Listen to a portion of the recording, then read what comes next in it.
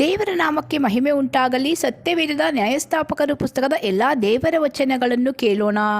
ನ್ಯಾಯಸ್ಥಾಪಕರು 1ನೇ ಅಧ್ಯಾಯ. ಯೆಹೋಶುವನು ಮರಣ ಹೊಂದಿದ ನಂತರ ಇಸ್ರಾಯೇಲರು ಕಾನಾನ್ಯರೊಡನೆ ಯುದ್ಧ ಮಾಡುವುದಕ್ಕೆ ನಮ್ಮಲ್ಲಿ ಮೊದಲು ಯಾರು ಹೋಗಬೇಕು ಎಂದು ಯೆಹೋವನನ್ನು ಕೇಳಲು ಆತನು ಅವರಿಗೆ, ಯೆಹೂದ್ಯರು ಹೋಗಲಿ, ಇಗೋ ದೇಶವನ್ನು ಅವರಿಗೆ ಒಪ್ಪಿಸಿದ್ದೇನೆ ಅಂದನು. ಆಗ ಯೆಹೂದ್ಯರು ತಮ್ಮ ಸಹೋದರರಾದ ಸೀಮೋನ್ಯರಿಗೆ, ಕಾನಾನ್ಯರೊಡನೆ ಯುದ್ಧ ಮಾಡುವುದಕ್ಕೋಸ್ಕರ ನೀವು ನಮ್ಮ ಸಂಗಡ ನಮ್ಮ ಸ್ವಾಸ್ಥ್ಯ ಭೂಮಿಗೆ ಬನ್ನಿರಿ, ಆನಂತರ ನಾವು ನಿಮ್ಮ ಸಂಗಡ ನಿಮ್ಮ ಸ್ವಾಸ್ಥ್ಯ ಭೂಮಿಗೆ ಬರುವೆವು ಎಂದು ಹೇಳಲು ಅವರು ಒಪ್ಪಿ ಯೆಹೂದ್ಯರ ಜೊತೆಯಲ್ಲಿ ಯುದ್ಧಕ್ಕೆ ಹೋದರು. ಆಗ ಯೆಹೋವನು ಕಾನಾನ್ಯರನ್ನು ಪೆರಿಜ್ಜೀಯರನ್ನು ಅವರ ಕೈಗೆ ಒಪ್ಪಿಸಿದ್ದರಿಂದ ಅವರು ಅವರಲ್ಲಿ 10,000 ಮಂದಿಯನ್ನು ಬೆಜೆಕಿನಲ್ಲಿ ಹತ ಮಾಡಿದರು. ಅವರು ಅಲ್ಲಿ ಅದೋನಿ ಬೇಜಕನನ್ನು ಸಂಧಿಸಿ ಅವನೊಡನೆ ಯುದ್ಧ ಮಾಡಿ ಕಾನಾನ್ಯರನ್ನು ಪೆರಿಜ್ಜೀಯರನ್ನು ಸೋಲಿಸಿದರು.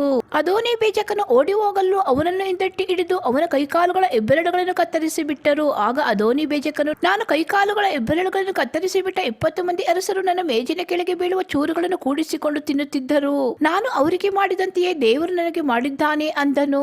ಅವರು ಅವನನ್ನು ಯೆರೂಸಲೇಮಿಗೆ ತೆಗೆದುಕೊಂಡು ಬರಲು ಅಲ್ಲಿ ಸತ್ತನು. ಯೆಹೂದ್ಯರು ಯೆರೂಸಲೇಮಿನವರೊಡನೆ ಯುದ್ಧ ಮಾಡಿ ಅದನ್ನು ಹಿಡಿದು ಜನರನ್ನು ಕತ್ತಿಯಿಂದ ಸಂಹರಿಸಿ ಪಟ್ಟಣಕ್ಕೆ ಬೆಂಕಿ ಹೊತ್ತಿಸಿದರು. ತರುವಾಯ ಅವರು ಹೋಗಿ ಪರ್ವತ ಪ್ರದೇಶ, ದಕ್ಷಿಣ ಸೀಮೆ, ಇಳಕಲ್ಲಿನ ಪ್ರದೇಶ ಇವುಗಳಲ್ಲಿದ್ದ ಕಾನಾನ್ಯರೊಡನೆ ಯುದ್ಧ ಮಾಡಿದರು.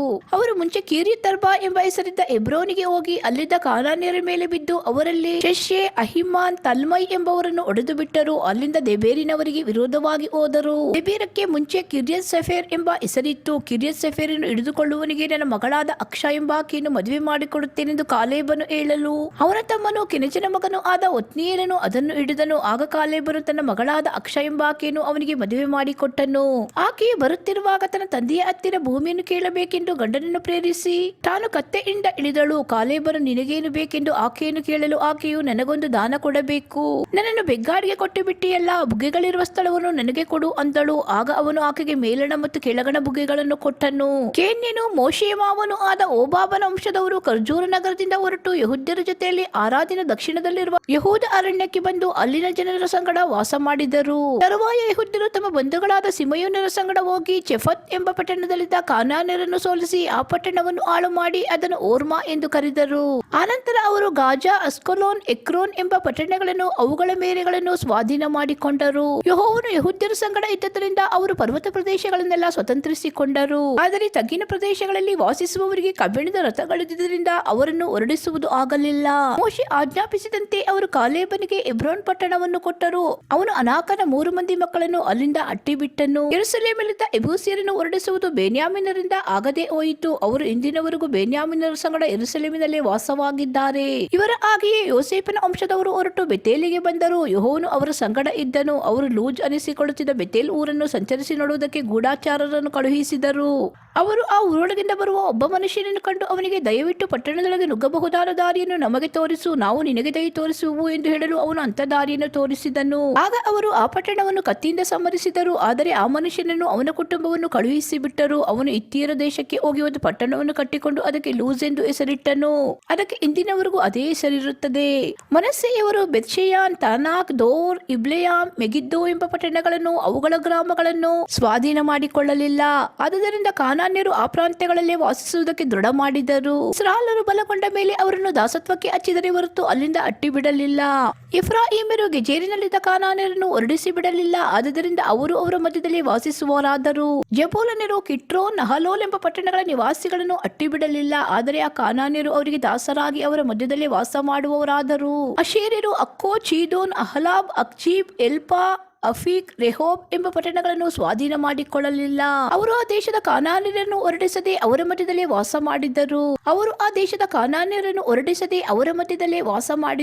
ಬೆತನಾತ್ ಎಂಬ ಊರುಗಳನ್ನು ಸ್ವತಂತ್ರಿಸಿಕೊಳ್ಳದೆ ಅಲ್ಲಿಯ ನಿವಾಸಿಗಳಾದ ಕಾನಾನ್ಯರ ಮಧ್ಯದಲ್ಲೇ ವಾಸ ಮಾಡಿದ್ದರು. ಮತ್ತು ಆ ಬೆತ್ಷೆಮೆಶ್, ಬೆತನಾತ್ ಊರುಗಳ ಜನರು ಅವರಿಗೆ ದಾಸರಾದರು. ಇದಲ್ಲದೆ ಅಮೋರಿಯರು ದಾನ್ ಕುಲದವರನ್ನು ತಗ್ಗಿನ ಪ್ರದೇಶಕ್ಕೆ ಇಳಿಯಕೊಡದೆ ಹಿಂದಟ್ಟಿ ಬೆಟ್ಟಗಳಿಗೆ ಓಡಿಸಿ ಬಿಟ್ಟರು. ಹೀಗೆ ಅಮೋರಿಯರು ಅರ್ ಎರೇಸ್, ಅಯಾಲೋನ್, ಶಾಲ್ಬೀಮ್ ಎಂಬ ಊರುಗಳಲ್ಲಿ ವಾಸಿಸ ದೃಢ ಮಾಡಿದರು. ಆದರೆ ಯೋಸೇಫರ ಹಸ್ತವು ಭಾರವಾದ ಮೇಲೆ ಅವರಿಗೆ ದಾಸರಾದರು. ಅಮೋರಿಯರ ಮೇರೆಯು ಅಕ್ರಬಿಮ್ ಕಣಿವೆಯಲ್ಲಿರುವ ಬಂಡೆಯಿಂದ ಮೇಲಕ್ಕೆ ವಿಸ್ತರಿಸಿಕೊಂಡಿರುವುದು. ನ್ಯಾಯಸ್ಥಾಪಕರು 2ನೇ ಅಧ್ಯಾಯ. ಯೆಹೋವನ ದೂತನು ಗೀಲ್ಗಾಲಿನಿಂದ ಬೋಕೀಮಿಗೆ ಬಂದು ಇಸ್ರಾಯೇಲರಿಗೆ, ನಾನು ನಿಮ್ಮನ್ನು ಐಗುಪ್ತದಿಂದ ಬರಮಾಡಿ ನಿಮ್ಮ ಪಿತೃಗಳಿಗೆ ಪ್ರಮಾಣ ಮಾಡಿದ ದೇಶಕ್ಕೆ ಕರೆತಂದೆನು. ನಿಮ್ಮೊಡನೆ ಮಾಡಿಕೊಂಡ ಒಡಂಬಡಿಕೆಯನ್ನು ಎಂದೂ ಭಂಗಪಡಿಸುವುದಿಲ್ಲವೆಂದು ನಾನು ಮಾತು ಕೊಟ್ಟಾಗ ನೀವು ಈ ದೇಶದ ನಿವಾಸಿಗಳ ಸಂಗಡ ಒಡಂಬಡಿಕೆ ಮಾಡಿಕೊಳ್ಳಬಾರದು. ಅವರ ಯಜ್ಞವೇದಿಗಳನ್ನು ಕೆಡವಿ ಬಿಡಬೇಕೆಂದು ಆಜ್ಞಾಪಿಸಿದೆನು. ಆದರೆ ನೀವು ನನ್ನ ಮಾತನ್ನು ಕೇಳಲಿಲ್ಲ. ಹೀಗೆ ಯಾಕೆ ಮಾಡಿದಿರಿ? ನೀವು ಹೀಗೆ ಮಾಡುವುದಾದರೆ ನಾನು ಈ ದೇಶ ನಿವಾಸಿಗಳನ್ನು ನಿಮ್ಮೆದುರಿಂದ ಓಡಿಸಿ ಬಿಡುವುದಿಲ್ಲ. ಅವರು ನಿಮ್ಮನ್ನು ಉಪದ್ರವ ಪಡಿಸುವರು. ಅವರ ದೇವತೆಗಳು ನಿಮಗೆ ಉರುಳಾಗುವು ಎಂದು ಮೊದಲೇ ಹೇಳಿದನಲ್ಲ ಅಂದನು. ಯೆಹೋವನ ದೂತನು ಈ ಮಾತುಗಳನ್ನು ಹೇಳಿದಾಗ ಇಸ್ರಾಯೇಲರೆಲ್ಲರೂ ಗಟ್ಟಿಯಾಗಿ ಅತ್ತರು ಮತ್ತು ಆ ಸ್ಥಳಕ್ಕೆ ಬೋಕೀಮ್ ಎಂಬ ಹೆಸರಿಟ್ಟು ಅಲ್ಲಿಯೇ ಯೆಹೋವನಿಗೋಸ್ಕರ ಯಜ್ಞ ಮಾಡಿದ್ದರು.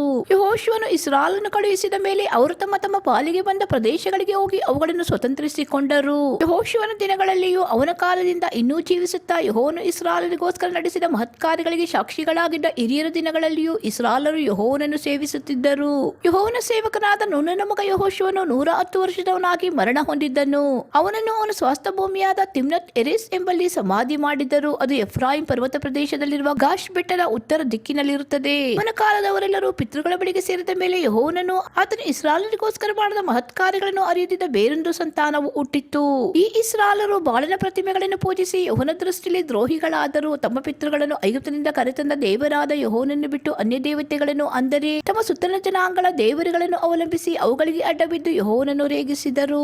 ಅವರು ಯೆಹೋವನನ್ನು ಬಿಟ್ಟು ಬಾಳ್ ಅಷ್ಟೋರತ್ ಎಂಬ ದೇವತೆಗಳನ್ನು ಪೂಜಿಸುವವರಾದ್ದರಿಂದ ಯೆಹೋವನ ಕೋಪವು ಅವರ ಮೇಲೆ ಉರಿಯ ಹತ್ತಿತ್ತು. ಆತನು ಅವರನ್ನು ಸೂರೆ ಮಾಡುವವರ ಕೈಗೆ ಒಪ್ಪಿಸಲು ಅವರು ಅವರನ್ನು ಸೂರೆ ಮಾಡಿದರು.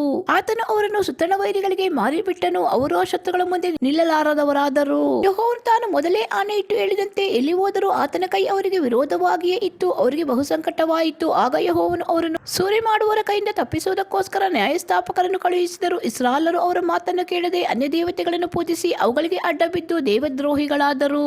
ಯೆಹೋವನ ಆಜ್ಞೆಗಳನ್ನು ಕೈಕೊಳ್ಳುತ್ತಿದ್ದ ತಮ್ಮ ಪಿತೃಗಳ ಮಾರ್ಗವನ್ನು ಬೇಗನೆ ಬಿಟ್ಟು ಬಿಟ್ಟರು. ಅವರಂತೆ ನಡೆಯಲೇ ಇಲ್ಲ. ವೈರಿಗಳ ಹಿಂಸೆಯನ್ನು ತಾಳಲಾರದ ಇಸ್ರಾಯೇಲರ ಗೋಳಾಟವನ್ನು ಯೆಹೋವನು ಕೇಳಿ ಕನಿಕರಪಟ್ಟು ನ್ಯಾಯಸ್ಥಾಪಕರನ್ನೆಬ್ಬಿಸಿ ಅವರ ಜೀವಮಾನವೆಲ್ಲ ಅವರ ಸಂಗಡ ಇದ್ದು ಅವರ ಮೂಲಕವಾಗಿ ಇಸ್ರಾಯೇಲರನ್ನು ಶತ್ರುಗಳಿಂದ ಬಿಡಿಸಿದನು. ಅಂತ ನ್ಯಾಯಸ್ಥಾಪಕರು ತೀರಿ ಹೋದ ನಂತರ ಇಸ್ರಾಯೇಲರು ತಿರುಗಿಕೊಂಡು ತಮ್ಮ ಹಿರಿಯರಿಗಿಂತಲೂ ಭ್ರಷ್ಟರಾಗಿ ಅನ್ಯ ದೇವತೆಗಳನ್ನು ಅವಲಂಬಿಸಿ ಸೇವಿಸಿ ಅವುಗಳಿಗೆ ಅಡ್ಡಬಿದ್ದರು. ಅವರು ಈ ತಮ್ಮ ದುರ್ಮಾರ್ಗವನ್ನು ಮೊಂಡುತನವನ್ನು ಬಿಡಲೇ ಇಲ್ಲ. ಆದುದರಿಂದ ಯೆಹೋವನ ಕೋಪವು ಇಸ್ರಾಯೇಲರ ಮೇಲೆ ಉರಿಯ ಹತ್ತಿತ್ತು. ಆತನು ಈ ಜನರ ಪಿತೃಗಳಿಗೆ ನಾನು ಕೊಟ್ಟ ನಿಬಂಧನೆಯನ್ನು ಇವರು ಕೈಕೊಳ್ಳಲಿಲ್ಲ, ನನ್ನ ಮಾತಿಗೆ ಕಿವಿಗೊಡಲಿಲ್ಲ.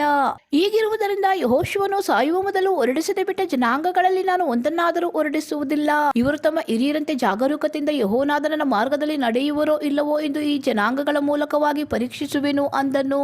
ಇದರಿಂದ ಯೆಹೋವನು ಯೆಹೋಶುವನ ಕೈಗೆ ಒಪ್ಪಿಸದೆ ಉಳಿಸಿದ ಜನಾಂಗಗಳನ್ನು ಬೇಗನೆ ಅಟ್ಟಿ ಬಿಡಲಿಲ್ಲ. ನ್ಯಾಯಸ್ಥಾಪಕರು 3ನೇ ಅಧ್ಯಾಯ. ಕಾನಾನ್ಯರೊಡನೆ ನಡೆದ ಯುದ್ಧಗಳಲ್ಲಿ ಒಂದನ್ನು ನೋಡದೇ ಇದ್ದ ಇಸ್ರಾಯೇಲನ್ನು ಪರೀಕ್ಷಿಸುವುದಕ್ಕೂ ಇಸ್ರಾಯೇಲ್ ಸಂತತಿಯವರಲ್ಲಿ ಯುದ್ಧವಿದ್ಯೆಯನ್ನು ಅರಿಯದವರಿಗೆ ಅದನ್ನು ಕಲಿಸಿಕೊಡುವುದಕ್ಕೂ ಯೆಹೋವನು ಉಳಿಸಿದ ಜನಾಂಗಗಳವರು ಯಾರೆಂದರೆ 5 ಮಂದಿ ಫಿಲಿಸ್ಟಿಯ ಪ್ರಭುಗಳು, ಸರ್ವ ಕಾನಾನ್ಯರು, ಚೀದೋನ್ಯರು, ಲೆಬನೋನ್ ಪರ್ವತಾವಳಿಯಲ್ಲಿ ಬಾಳ್ ಹೆರ್ಮೋನ್ ಬೆಟ್ಟದಿಂದ ಹಮಾತಿನ ದಾರಿಯವರೆಗೆ ವಾಸವಾಗಿರುವ ಹಿವ್ವಿಯರು ಇವರೇ. ತಾನು ಮೋಶೆಯ ಮೂಲಕ ಇವರ ಪಿತೃಗಳಿಗೆ ವಿಧಿಸಿದ ಆಜ್ಞೆಗಳನ್ನು ಇಸ್ರಾಯೇಲರು ಕೈಕೊಂಡು ನಡೆಯುವರೋ ಇಲ್ಲವೋ ಎಂಬುದನ್ನು ಪರೀಕ್ಷಿಸಿ ತಿಳುಕೊಳ್ಳುವುದಕ್ಕೋಸ್ಕರ ಯೆಹೋವನು ಅವರನ್ನು ಉಳಿಸಿದನು. ಇಸ್ರಾಯೇಲರು ಕಾನಾನ್ಯ, ಹಿತ್ತಿಯ, ಅಮೋರಿಯ, ಪೆರಿಜಿಯ, ಹಿವ್ವಿಯ, ಯೆಬೂಸಿಯ ಎಂಬೀಯ ಜನಾಂಗಗಳ ಮಧ್ಯದಲ್ಲಿ ವಾಸ ಮಾಡುತ್ತಾ ಅವರ ಕನ್ಯರನ್ನು ತಾವು ತಂದು ತಮ್ಮ ಕನ್ಯರನ್ನು ಅವರ ಕುಮಾರರಿಗೆ ಕೊಟ್ಟು ಅವರ ದೇವತೆಗಳನ್ನು ಸೇವಿಸಿದರು. ಇಸ್ರಾಯೇಲರು ಬಾಳ್ ಅಶೇರಾ ಎಂಬ ದೇವತೆಗಳನ್ನು ಪೂಜಿಸಿ ತಮ್ಮ ದೇವರಾದ ಯೆಹೋವನನ್ನು ಮರೆತು ಬಿಟ್ಟು ಆತನ ದೃಷ್ಟಿಯಲ್ಲಿ ದ್ರೋಹಿಗಳಾದರು. ಆದುದರಿಂದ ಆತನು ಇಸ್ರಾಯೇಲರ ಮೇಲೆ ಕೋಪಗೊಂಡು ಅವರನ್ನು 2 ನದಿಗಳ ಮಧ್ಯದಲ್ಲಿರುವ ಆರಾಮ್ ರಾಜ್ಯದ ಅರಸನಾದ ಕೂಷನ್ ರಿಷಾತಯಿಮ್ ಎಂಬುವನಿಗೆ ಮಾರಿಬಿಟ್ಟನು. ಅವರು 8 ವರ್ಷಗಳವರೆಗೆ ಅವನಿಗೆ ದಾಸರಾಗಿದ್ದರು. ಇಸ್ರಾಯೇಲರು ಯೆಹೋವನಿಗೆ ಮೊರೆ ಇಟ್ಟಾಗ ಆತನು ಅವರನ್ನು ಬಿಡಿಸುವುದಕ್ಕೋಸ್ಕರ ರಕ್ಷಕನನ್ನು ಎಬ್ಬಿಸಿದನು. ಕಾಲೇಬನ ತಮ್ಮನು ಕೆನಜನ ಮಗನೂ ಆದ ಒತ್ನೀಯೇಲನೇ ಆ ರಕ್ಷಕನು. ಯೆಹೋವನ ಆತ್ಮವು ಅವನ ಮೇಲೆ ಬಂದದ್ದರಿಂದ ಅವನು ಇಸ್ರಾಯೇಲರ ನ್ಯಾಯಸ್ಥಾಪನೆಗೋಸ್ಕರ ಯುದ್ಧಕ್ಕೆ ಹೊರಟನು. ಯೆಹೋವನು 2 ನದಿಗಳ ಮಧ್ಯದಲ್ಲಿರುವ ಆರಾಮ್ ರಾಜ್ಯದ ಅರಸನಾದ ಕೂಷನ್ ರಿಷಾತಯಿಮನನ್ನು ಅವನ ಕೈಗೆ ಒಪ್ಪಿಸಿ ಕಟ್ಟುವುದರಿಂದ ಅವನು ಅವನನ್ನು ಪೂರ್ಣವಾಗಿ ಸೋಲಿಸಿಬಿಟ್ಟನು. ದೇಶದಲ್ಲಿ 40 ವರ್ಷಗಳ ಪರ್ಯಂತರ ಸಮಾಧಾನವಿತ್ತು. ತರುವಾಯ ಕೆನಜನ ಮಗನಾದ ಒತ್ನೀಯೇಲನು ಮರಣ ಹೊಂದಿದನು. ಇಸ್ರಾಯೇಲರು ತಿರುಗಿ ಯೆಹೋವನ ದೃಷ್ಟಿಯಲ್ಲಿ ದ್ರೋಹಿಗಳಾದರು. ಆತನು ಅವರ ದ್ರೋಹದ ನಿಮಿತ್ತ ದೇಶದಲ್ಲಿದ್ದ ಮೋವಾಬ್ಯರ ಅರಸನಾದ ಎಗ್ಲೋನನ್ನು ಅವರಿಗೆ ವಿರೋಧವಾಗಿ ಬಲಪಡಿಸಿದನು. ಇವನು ಅಮೋನಿಯರನ್ನು ಅಮಾಲೇಕ್ಯರನ್ನು ಕೂಡಿಸಿಕೊಂಡು ಹೊರಟು ಬಂದು ಇಸ್ರಾಯೇಲರನ್ನು ಸೋಲಿಸಿ ಖರ್ಜೂರ ನಗರವನ್ನು ಹಿಡಿದನು. ಇಸ್ರಾಯೇಲರು ಅವನಿಗೆ 18 ವರ್ಷ ದಾಸರಾಗಿದ್ದರು. ಅವರು ಯೆಹೋವನಿಗೆ ಮೊರೆ ಇಡಲು ಆತನು ಅವರನ್ನು ರಕ್ಷಿಸುವುದಕ್ಕೋಸ್ಕರ ಬೆನ್ಯಾಮೀನ್ ಕುಲದ ಗೇರನ ಮಗನಾದ ಯೆಹೂದನನ್ನು ಎಬ್ಬಿಸಿದನು. ಅವನು ಇಡಚನಾಗಿದ್ದನು. ಇಸ್ರಾಯೇಲರು ಅವನ ಮೂಲಕವಾಗಿ ಮೋವಾಬ್ಯರ ಅರಸನಾದ ಎಗ್ಲೋನನಿಗೆ ಕಪ್ಪವನ್ನು ಕಳುಹಿಸಿದರು. ಅವನು ತನಗೋಸ್ಕರ ಒಂದು ಗುದ್ದುಮಳ ಉದ್ದವಾದ ಇಬ್ಬಾಯಿ ಕತ್ತಿಯನ್ನು ಮಾಡಿ ಅದನ್ನು ಬಟ್ಟೆಗಳ ಕೆಳಗೆ ಬಲಗಡೆಯ ಸೊಂಟಕ್ಕೆ ಕಟ್ಟಿಕೊಂಡು ಹೋಗಿ ಮೋವಾಬ್ಯರ ಅರಸನಾದ ಎಗ್ಲೋನನಿಗೆ ಕಪ್ಪವನ್ನು ಒಪ್ಪಿಸಿದನು. ಎಗ್ಲೋನನು ಬಲು ಕೊಬ್ಬಿದವನು. ಯೆಹೂದನು ಕಪ್ಪವನ್ನು ಒಪ್ಪಿಸಿದ ಮೇಲೆ ಅದನ್ನು ಹೊತ್ತುಕೊಂಡು ಬಂದ ಆಳುಗಳನ್ನು ಕಳುಹಿಸಿಬಿಟ್ಟು ತಾನು ಗಿಲ್ಗಾಲಿನಲ್ಲಿರುವ ವಿಗ್ರಹ ಸ್ಥಳದಿಂದ ಹಿಂದಿರುಗಿ ಎಗ್ಲೋನನ ಬಳಿಗೆ ಬಂದು, ಅರಸೇ, ನಿನಗೆ ತಿಳಿಸತಕ್ಕದೊಂದು ರಹಸ್ಯವದೇ ಅಂದನು. ಆಗ ಅರಸನು ನಿಶ್ಶಬ್ದ ಅನ್ನಲು ಅವನ ಸೇವಕರೆಲ್ಲರೂ ಹೊರಗೆ ಹೋದರು. ಅರಸನು ತನ್ನ ತಂಪಾದ ಮೇಲುಪ್ಪರಿಗೆಯಲ್ಲಿ ಒಬ್ಬನೇ ಕೂತುಕೊಂಡಿದ್ದಾಗ ಯೆಹೂದನು ಅವನ ಬಳಿಗೆ ಹೋಗಿ, ನಿನಗೆ ಹೇಳಬೇಕಾದದೊಂದು ದೈವೋಕ್ತಿ ಇದೆ ಅನ್ನಲು ಅವನು ತನ್ನ ಸಿಂಹಾಸನದಿಂದ ಎದ್ದನು. ಆಗ ಯೆಹೂದನು ಎಡಗೈ ಚಾಚಿ ಬಲಗಡೆ ಸೊಂಟಕ್ಕೆ ಕಟ್ಟಿದ್ದ ಕತ್ತಿಯನ್ನು ಇರಿದು ಅವನ ಹೊಟ್ಟೆಯಲ್ಲಿ ತಿವಿದನು. ಅಲಗು ಇಡಿಯು ಹೊಟ್ಟೆಯೊಳಗೆ ಹೊಕ್ಕವು. ಅವನು ಕತ್ತಿಯನ್ನು ಹೊರಗೆ ತೆಗೆಯದ್ದರಿಂದ ಕೊಬ್ಬು ಅಲಗನ್ನು ಸುತ್ತಿಕೊಂಡಿತ್ತು. ಮಲವು ಹೊರಗೆ ಬಂದಿತ್ತು. ಯೆಹೂದನು ಪಡಸಾಲೆಗೆ ಬಂದು ಆ ಮೇಲುಪ್ಪರಿಗೆಯ ಕದವನ್ನು ಮುಚ್ಚಿ ಬೀಗ ಹಾಕಿ ಹೊರಟು ಹೋದನು. ತರುವಾಯ ಸೇವಕರು ಅಲ್ಲಿ ಬಂದು ಬಾಗಿಲಿಗೆ ಬೀಗ ಹಾಕಿರುವುದನ್ನು ಕಂಡು ಅರಸನ ತಂಪಾದ ಕೋಣೆಗೆ ಸೇರಿದ ಪಾಯಖಾನೆಗೆ ಹೋಗಿರಬೇಕು ಅಂದುಕೊಂಡು ತಮಗೆ ಬೇಸರವಾಗುವ ತನಕ ಕಾಯುತ್ತಾ ಇದ್ದರು. ಆದರೂ ಕದಗಳು ತೆರೆಯಲ್ಪಡದೆ ಇರುವುದನ್ನು ನೋಡಿ ಬೀಗದ ಕೈಯನ್ನು ತೆಗೆದುಕೊಂಡು ಬಾಗಿಲನ್ನು ತೆರೆಯಲು ಇಗೋ, ಅವರ ಒಡೆಯನ್ನು ಸತ್ತು ಬಿದ್ದಿದ್ದನು. ಅವರು ತಡ ಮಾಡುವಷ್ಟರಲ್ಲಿ ಯೆಹೂದನು ತಪ್ಪಿಸಿಕೊಂಡು ವಿಗ್ರಹಗಳಿದ್ದ ಸ್ಥಳದಲ್ಲಿ ಒಡೆದಾಟಿ ಸೆಯೀರಾ ಎಂಬಲ್ಲಿಗೆ ಬಂದು ಎಫ್ರಾಯಿಂ ಪರ್ವತ ಪ್ರದೇಶದಲ್ಲಿ ಕೊಂಬನ್ನು ಊರಿದನು. ಆಗ ಇಸ್ರಾಯೇಲರು ಅವನ ಬಳಿಗೆ ಬಂದು ಗಟ್ಟ ಇಳಿದು ಅವನ ಸಂಗಡ ಹೊರಟರು. ಅವನು ಅವರ ನಾಯಕನಾಗಿ, ನನ್ನನ್ನು ಹಿಂಬಾಲಿಸಿರಿ, ಯೆಹೋವನು ನಿಮ್ಮ ಶತ್ರುಗಳಾದ ಮೋವಾಬ್ಯರನ್ನು ನಿಮ್ಮ ಕೈಗೆ ಒಪ್ಪಿಸಿದ್ದಾನೆಂದು ಹೇಳಲು ಅವರು ಅವನನ್ನು ಹಿಂಬಾಲಿಸಿ ಮೋವಾಬಿಗೆ ಹೋಗುವ ಆಯಗಡ್ಡೆಗಳನ್ನೆಲ್ಲ ಹಿಡಿದರು. ಯಾರನ್ನು ದಾಟಗೊಡಲಿಲ್ಲ. ಅವರು ಆ ಕಾಲದಲ್ಲಿ ಪುಷ್ಟರು ಪರಾಕ್ರಮಿಗಳು ಆದ ಸುಮಾರು 10,000 ಮಂದಿ ಮೋವಾಬ್ಯರನ್ನು ಒಬ್ಬನು ತಪ್ಪಿಸಿಕೊಳ್ಳದಂತೆ ಹತ ಮಾಡಿದ್ದರು. ಆ ದಿವಸದಲ್ಲಿ ಮೋವಾಬ್ಯರು ಇಸ್ರಾಯೇಲಿನಿಂದ ತಗ್ಗಿಸಲ್ಪಟ್ಟರು. ದೇಶದಲ್ಲಿ 80 ವರ್ಷ ಸಮಾಧಾನವಿತ್ತು. ಯೆಹೂದನ ತರುವಾಯ ಅನಾತನ ಮಗನಾದ ಶಮ್ಗರನು ಎದ್ದು ಎತ್ತಿನ ಮುಳ್ಳುಗೋಲಿನಿಂದ 600 ಮಂದಿ ಫಿಲಿಸ್ಟಿಯರನ್ನು ಹತ ಮಾಡಿ ಇಸ್ರಾಯೇಲನ್ನು ರಕ್ಷಿಸಿದನು. ನ್ಯಾಯಸ್ಥಾಪಕರು 4ನೇ ಅಧ್ಯಾಯ. ಯೆಹೂದನ ಮರಣ ಹೊಂದಿದ ನಂತರ ಇಸ್ರಾಯೇಲರು ತಿರುಗಿ ಯೆಹೋವನ ದೃಷ್ಟಿಯಲ್ಲಿ ದ್ರೋಹಿಗಳಾದ್ದರಿಂದ ಆತನು ಅವರನ್ನು ಆಚೋರಿನಲ್ಲಿ ಆಳುತ್ತಿದ್ದ ಕಾನಾನ್ಯ ರಾಜನಾದ ಯಾಬೀನನಿಗೆ ಮಾರಿಬಿಟ್ಟನು. ಮ್ಲೇಚ್ಛರ ಅರೋಷೆತ್ ಎಂಬ ಪಟ್ಟಣದಲ್ಲಿ ವಾಸವಾಗಿದ್ದ ಸಿಸೇರನು ಅವನ ಸೇನಾಪತಿಯಾಗಿದ್ದನು. 900 ಕಬ್ಬಿಣದ ರಥಗಳುಳ್ಳ ಅವನು ಇಸ್ರಾಯೇಲರನ್ನು 20 ವರ್ಷಗಳ ತನಕ ಬಲವಾಗಿ ಬಾಧಿಸುತ್ತಿರಲು ಅವರು ಯೆಹೋವನಿಗೆ ಮೊರೆ ಇಟ್ಟರು. ಆ ಕಾಲದಲ್ಲಿ ಲಪಿದೋತನ ಹೆಂಡತಿಯಾದ ದೆಬೋರಳೆಂಬ ಪ್ರವಾದಿನಿಯು ಇಸ್ರಾಯೇಲರಲ್ಲಿ ನ್ಯಾಯ ತೀರಿಸುತ್ತಿದ್ದಳು. ಆಕೆಯು ಎಫ್ರಾಯಿಂ ಬೆಟ್ಟದ ಸೀಮೆಯಲ್ಲಿ ರಾಮಕ್ಕೂ ಬೆತೇಲಿಗೂ ಮಧ್ಯದಲ್ಲಿರುವ ದೆಬೋರಳ ಖರ್ಜೂರ ವೃಕ್ಷವೆಂದು ಹೆಸರುಗೊಂಡ ಮರದ ಕೆಳಗೆ ಆಸೀನಳಾಗಿರುವಲ್ಲಿ ಇಸ್ರಾಯೇಲರು ನ್ಯಾಯ ನಿರ್ಣಯಕ್ಕೋಸ್ಕರ ಆಕೆಯ ಬಳಿಗೆ ಬರುತ್ತಿದ್ದರು. ಆಕೆಯು ನಫ್ತಾಲಿ ದೇಶದ ಕೆದೇಶ್ ಊರಿನಲ್ಲಿದ್ದ ಅಭಿನೋವಮನ ಮಗನಾದ ಬಾರಾಕನನ್ನು ಕರೆ ಕಳುಹಿಸಿ ಅವನಿಗೆ, ನಿಶ್ಚಯವಾಗಿ ಇಸ್ರಾಯೇಲರ ದೇವರಾದ ಯೆಹೋವನು ನಿನಗೆ, ಎದ್ದು ನಫ್ತಾಲಿ ಜೆಬುಲನ್ ಕುಲಗಳಿಂದ 10,000 ಜನರನ್ನು ಕೂಡಿಸಿಕೊಂಡು ತಾಬೋರ್ ಬೆಟ್ಟಕ್ಕೆ ಹೋಗು. ನಾನು ಯಾಬೀನನ ಸೇನಾಪತಿಯಾದ ಸಿಸೇರನನ್ನು ಅವನ ಸೈನ್ಯ ರಥಗಳನ್ನು ನಿನ್ನ ಬಳಿಗೆ ಕಿಶೋನ್ ಹಳ್ಳಕ್ಕೆ ಎಳೆದುಕೊಂಡು ಬಂದು ನಿನ್ನ ಕೈಗೆ ಒಪ್ಪಿಸುವೆನು ಎಂದು ಆಜ್ಞಾಪಿಸಿದ್ದಾನೆ ಅಂದಳು. ಬಾರಾಕನು ಆಕೆಗೆ, ನಿನ್ನ ಸಂಗಡ ಬರುವುದಾದರೆ ಹೋಗುವೆನು, ಇಲ್ಲವಾದರೆ ಹೋಗುವುದಿಲ್ಲ ಅನ್ನಲು ಆಕೆಯು, ನಾನು ಹೇಗೂ ನಿನ್ನ ಸಂಗಡ ಬರುವೆನು, ಆದರೆ ಈ ಯುದ್ಧ ಪ್ರಯಾಣದಲ್ಲಿ ಉಂಟಾಗುವ ಮಾನವು ನಿನಗಲ್ಲ, ಯೆಹೋವನು ಸಿಸೇರನನ್ನು ಒಬ್ಬ ಸ್ತ್ರೀಗೆ ಒಪ್ಪಿಸಿಕೊಡುವನು ಎಂದು ಹೇಳಿ ಎದ್ದು ಬಾರಾಕನೊಡನೆ ಕೆದೇಶಿಗೆ ಹೋದಳು. ಮತ್ತು ಬಾರಾಕನು ಜೆಬುಲರನ್ನು ನಫ್ತಾಲರನ್ನು ಕೆದೇಶಿಗೆ ಕರೆಸಿದನು. ಅವರಲ್ಲಿ 10,000 ಮಂದಿ ಅವನ ಹೆಜ್ಜೆ ಹಿಡಿದು ಯುದ್ಧಕ್ಕೆ ಹೋದರು. ದೆಬೋರಳು ಹೋದಳು. ಕೇನ್ಯನಾದ ಎಬೇರನು ಮೋಶೆಯ ಮಾವನಾಗಿದ್ದ ಓವಾಬನ ವಂಶದ ಉಳಿದ ಕೇನ್ಯರನ್ನು ಅಗಲಿ ಕೆದೇಶಿನ ಹತ್ತಿರವಿರುವ ಚಾನಾನಿನೆಂಬ ಊರಿನ ಎಲೋನ್ ವೃಕ್ಷದವರೆಗೆ ಬಂದು ಅಲ್ಲಿ ಗುಡಾರ ಹಾಕಿಕೊಂಡಿದ್ದನು. ಅಭಿನವನ ಮಗನಾದ ಬಾರಾಕನು ತಾಬೋರ್ ಬೆಟ್ಟವನ್ನೇರಿ ಬಂದಿದ್ದಾನೆಂಬ ವರ್ತಮಾನವು ಸೀಸೆರನಿಗೆ ಮುಟ್ಟಿದಾಗ ಅವನು ತನ್ನ 900 ಕಬ್ಬಿಣದ ರಥಗಳನ್ನು ಎಲ್ಲಾ ಸೈನ್ಯವನ್ನು ತೆಗೆದುಕೊಂಡು ಮ್ಲೇಚ್ಛರ ಅರೋಷೇತಿನಿಂದ ಕಿಶೋನ್ ಹಳ್ಳಕ್ಕೆ ಬಂದನು. ಆಗ ದೆಬೋರಳು ಬಾರಾಕನಿಗೆ, ಏಳು, ಯೆಹೋವನು ಸೀಸೆರನನ್ನು ನಿನ್ನ ಕೈಗೆ ಒಪ್ಪಿಸುವ ದಿನವು ಇದೆ, ನಿಶ್ಚಯವಾಗಿ ಆತನು ತಾನೇ ನಿನ್ನ ಮುಂದಾಗಿ ಯುದ್ಧಕ್ಕೆ ಹೊರಡುವನು ಅನ್ನಲು ಬಾರಾಕನು ಬೇಗನೆ 10,000 ಜನರ ಸಹಿತವಾಗಿ ತಾಬೋರ್ ಬೆಟ್ಟದಿಂದ ಇಳಿದನು. ಯೆಹೋವನು ಸೀಸೆರನನ್ನು ಅವನ ಎಲ್ಲಾ ಸೈನ್ಯ ರಥಗಳನ್ನು ಬಾರಾಕನ ಮುಂದೆ ಕಲಿಬಿಲಿಪಡಿಸಿ ಕತ್ತಿಗೆ ಬಲಿ ಕೊಟ್ಟನು. ಸಿಸೇರನು ರಥದಿಂದ ಹಾರಿ ಓಡಿ ಹೋದನು. ಬಾರಾಕನು ಅವನ ಸೈನ್ಯ ರಥಗಳನ್ನು ಮ್ಲೇಚ್ಛರ ಅರೋಷೋತಿನವರೆಗೂ ಹಿಂದಟ್ಟಿದ್ದನು. ಸಿಸೇರನ ಸೈನ್ಯದವರೆಲ್ಲ ಕತ್ತಿಯಿಂದ ಹತರಾದರೂ ಒಬ್ಬನು ಉಳಿಯಲಿಲ್ಲ. ಆಚೋರಿನ ಅರಸನಾದ ಯಾಬೀನನಿಗೂ ಕೇನ್ಯನಾದ ಎಬೆರಿನ ಮನೆಯವರಿಗೂ ಸಮಾಧಾನವಿದ್ದರಿಂದ ಸಿಸೇರನು ಕಾಲುನಡೆಯಾಗಿ ಕೇನ್ಯನಾದ ಎಬೆರಿನ ಹೆಂಡತಿಯಾದ ಯಾಯೇಲಳ ಗುಡಾರದ ಕಡೆಗೆ ಹೋದನು. ಯಾಯೇಲಳು ಹೊರಗೆ ಹೋಗಿ ಸಿಸೇರನ ಎದುರುಕೊಂಡು ಅವನಿಗೆ, ಸ್ವಾಮಿ, ಒಳಗೆ ಬನ್ನಿರಿ, ಹೆದರಬೇಡಿರಿ, ನಮ್ಮಲ್ಲಿ ಬನ್ನಿರಿ ಅನ್ನಲು ಅವನು ಗುಡಾರದೊಳಗೆ ಹೋದನು. ಆಗ ಆಕೆಯು ಅವನ ಅವನನ್ನು ಕಂಬಳಿಯಿಂದ ಮುಚ್ಚಿದಳು. ಅವನು ಆಕೆಗೆ, ದಯವಿಟ್ಟು ಸ್ವಲ್ಪ ನೀರನ್ನು ಕೊಡು, ನನಗೆ ಬಹಳ ದಾಹವಾಗಿದೆ ಅಂದನು. ಆಕೆಯು ಬುದ್ದಲಿಯನ್ನು ಬಿಚ್ಚಿ ಹಾಲನ್ನು ಕುಡಿಯಕೊಟ್ಟು ಅವನನ್ನು ತಿರುಗಿ ಮುಚ್ಚಿದಳು. ಅವನು ಆಕೆಗೆ, ನೀನು ಗುಡಾರದ ಬಾಗಿಲಲ್ಲೇ ನಿಂತಿರು, ಯಾರಾದರೂ ಬಂದು ಇಲ್ಲಿ ಒಬ್ಬ ಮನುಷ್ಯನಿರುತ್ತಾನೋ ಎಂದು ವಿಚಾರಿಸಿದರೆ ಇಲ್ಲ ಅನ್ನು ಎಂದು ಹೇಳಿದನು. ಎಬೇರನ ಹೆಂಡತಿಯಾದ ಯಾಯೇಲಳು ಕೈಯಲ್ಲಿ ಗುಡಾರದ ಗೂಟವನ್ನು ಒಂದು ಕೊಡತಿಯನ್ನು ತೆಗೆದುಕೊಂಡು ಅವನು ಆಯಾಸದಿಂದ ಗಾಢನಿದ್ರೆಯಲ್ಲಿದ್ದಾಗ ಮೆಲ್ಲಗೆ ಹತ್ತಿರ ಹೋಗಿ ಅವನ ಕಣತಲೆಯಲ್ಲಿ ಆ ಗೂಟವನ್ನು ಒಡೆದು ನೆಲಕ್ಕೆ ನಾಟಿಸಿದಳು. ಅವನು ಸತ್ತನು. ಅದೇ ಕ್ಷಣದಲ್ಲಿ ಸೀಸೆರನನ್ನು ಹಿಂದಟ್ಟುತ್ತಿದ್ದ ಬಾರಾಕನು ಅಲ್ಲಿ ಬಂದನು. ಯಾಯೇಲಳು ಹೊರಗೆ ಹೋಗಿ ಅವನನ್ನು ಎದುರುಗೊಂಡು, ಬಾ, ನೀನು ಹುಡುಕುವ ಮನುಷ್ಯನನ್ನು ತೋರಿಸುತ್ತೇನೆಂದು ಹೇಳಲು ಅವನು ಒಳಗೆ ಹೋಗಿ ಸಿಸೇರನು ಸತ್ತು ಬಿದ್ದುದನ್ನು ಕಂಡನು. ಅವನ ತಲೆಯಲ್ಲಿ ಗೂಟವು ಜಡಿಯಲ್ಪಟ್ಟಿತ್ತು. ಆ ದಿನದಲ್ಲಿ ದೇವರು ಕಾನಾನ್ಯ ರಾಜನಾದ ಯಾಬೀನನನ್ನು ಇಸ್ರಾಲರ ಮುಂದೆ ತಗ್ಗಿಸಿದನು. ಇಸ್ರಾಲರ ಹಸ್ತವು ಹೆಚ್ಚು ಹೆಚ್ಚು ಬಲಗೊಂಡದ್ದರಿಂದ ಕಾನಾನ್ಯರ ಅರಸನಾದ ಯಾಬೀನನು ಪೂರ್ಣವಾಗಿ ಸೋತು ನಿರ್ನಾಮವಾದನು. ನ್ಯಾಯಸ್ಥಾಪಕರು 5ನೇ ಅಧ್ಯಾಯ. ಆ ದಿನದಲ್ಲಿ ದೆಬೋರಳು ಅಭಿನೋವಮನ ಮಗನಾದ ಬಾರೂಕನು ಆಡಿದ್ದೇನೆಂದರೆ, ಇಸ್ರಾಲಲ್ಲಿ ಸೇನಾನಾಯಕರು ಎದ್ದಿದ್ದಾರೆ, ಜನರು ಸ್ವೇಚ್ಛೆಯಿಂದ ಸೈನ್ಯದಲ್ಲಿ ಸೇರಿದ್ದಾರೆ. ಯೆಹೋವನನ್ನು ಕೊಂಡಾಡಿರಿ, ಅರಸರೇ ಕೇಳಿರಿ, ಪ್ರಭುಗಳೇ ಕಿವಿಗೊಡಿರಿ. ನಾನು ಯೆಹೋವನನ್ನು ಕೀರ್ತಿಸುವೆನು, ಇಸ್ರಾಲ್ ದೇವರಾದ ಯೆಹೋವನಿಗೆ ಗಾನ ಮಾಡುವೆನು. ಯೆಹೋವನೇ, ನೀನು ಹೊರಟು ಎದೋಮ್ಯರ ಪ್ರಾಂತವಾದ ಸೇಯೀರಿನ ಮಾರ್ಗವಾಗಿ ಪಯಣ ಮಾಡುತ್ತಾ ಬರುವಾಗ ಭೂಲೋಕವು ಕಂಪಿಸಿತು, ಆಕಾಶದಿಂದ ಹನಿ ಬಿದ್ದಿತ್ತು, ಮೇಘಮಂಡಲವು ಮಳೆಗರೆಯಿತು. ಯೆಹೋವನ ಮುಂದೆ ಪರ್ವತಗಳು ಕರಗಿ ಹೋದವು. ಇಸ್ರಾಲ್ ದೇವರಾದ ಯೆಹೋವನ ಎದುರಿಗೆ ಆ ಸೀನಾಯಿ ಬೆಟ್ಟವು ನೀರಾಯಿತು. ಅನಾಥನ ಮಗನಾದ ಶಮ್ಗರನ ಕಾಲದಲ್ಲಿಯೂ ಯಾಯೇಲಳ ದಿನಗಳಲ್ಲಿಯೂ ರಾಜಮಾರ್ಗಗಳಲ್ಲಿ ಸಂಚಾರವು ನಿಂತು ಹೋಯಿತು. ಪ್ರಯಾಣಿಕರು ಸೀಳುದಾರಿ ಹಿಡಿದು ಹೋಗುವರು. ದೆಬೋರಳಾದ ನಾನು ಇಸ್ರಾಲಲ್ಲಿ ತಾಯಿಯಂತೆ ಎದ್ದು ಬರುವವರೆಗೆ ಇಸ್ರಾಲ್ ಗ್ರಾಮಗಳು ಆಳು ಬಿದ್ದಿದ್ದವು. ಜನರು ಅನ್ಯ ದೇವತೆಗಳನ್ನು ಆರಿಸಿಕೊಂಡಿದ್ದರು. ಯುದ್ಧವು ಊರು ಬಾಗಲವರೆಗೆ ಬಂದಿತ್ತು. ಇಸ್ರಾಲರ 40,000 ಸೈನಿಕರಲ್ಲಿ ಒಬ್ಬರಿಗೂ ಗುರಾಣಿ ಬರ್ಜಿಗಳು ಇದ್ದಿಲ್ಲ. ನಾನು ಇಸ್ರಾಲ್ ನಾಯಕರಲ್ಲಿಯೂ ಸ್ವೇಚ್ಛೆಯಿಂದ ಸೈನ್ಯದಲ್ಲಿ ಸೇರಿದ ಜನರಲ್ಲಿಯೂ ಸಂತೋಷಿಸುತ್ತೇನೆ. ಯೆಹೋವನನ್ನು ಕೊಂಡಾಡಿರಿ. ಬಿಡಿಗತ್ತೆಗಳ ಮೇಲೆ ಸವಾರಿ ಮಾಡುವವರೇ, ರತ್ನಗಂಬಳಿಗಳ ಮೇಲೆ ಕೂತುಕೊಳ್ಳುವವರೇ, ಪ್ರಯಾಣಿಕರೇ, ಗಾನ ಮಾಡಿರಿ. ಸೇದುವ ಬಾವಿಗಳ ಬಳಿಯಲ್ಲಿ ಕೊಳ್ಳೆಯನ್ನು ಹಂಚಿಕೊಳ್ಳುವವರ ಧ್ವನಿಗಿಂತ ಗಟ್ಟಿಯಾಗಿ ಯೆಹೋವನ ನೀತಿ ಸಾಧನೆಯನ್ನು ವರ್ಣಿಸುತ್ತಾರೆ.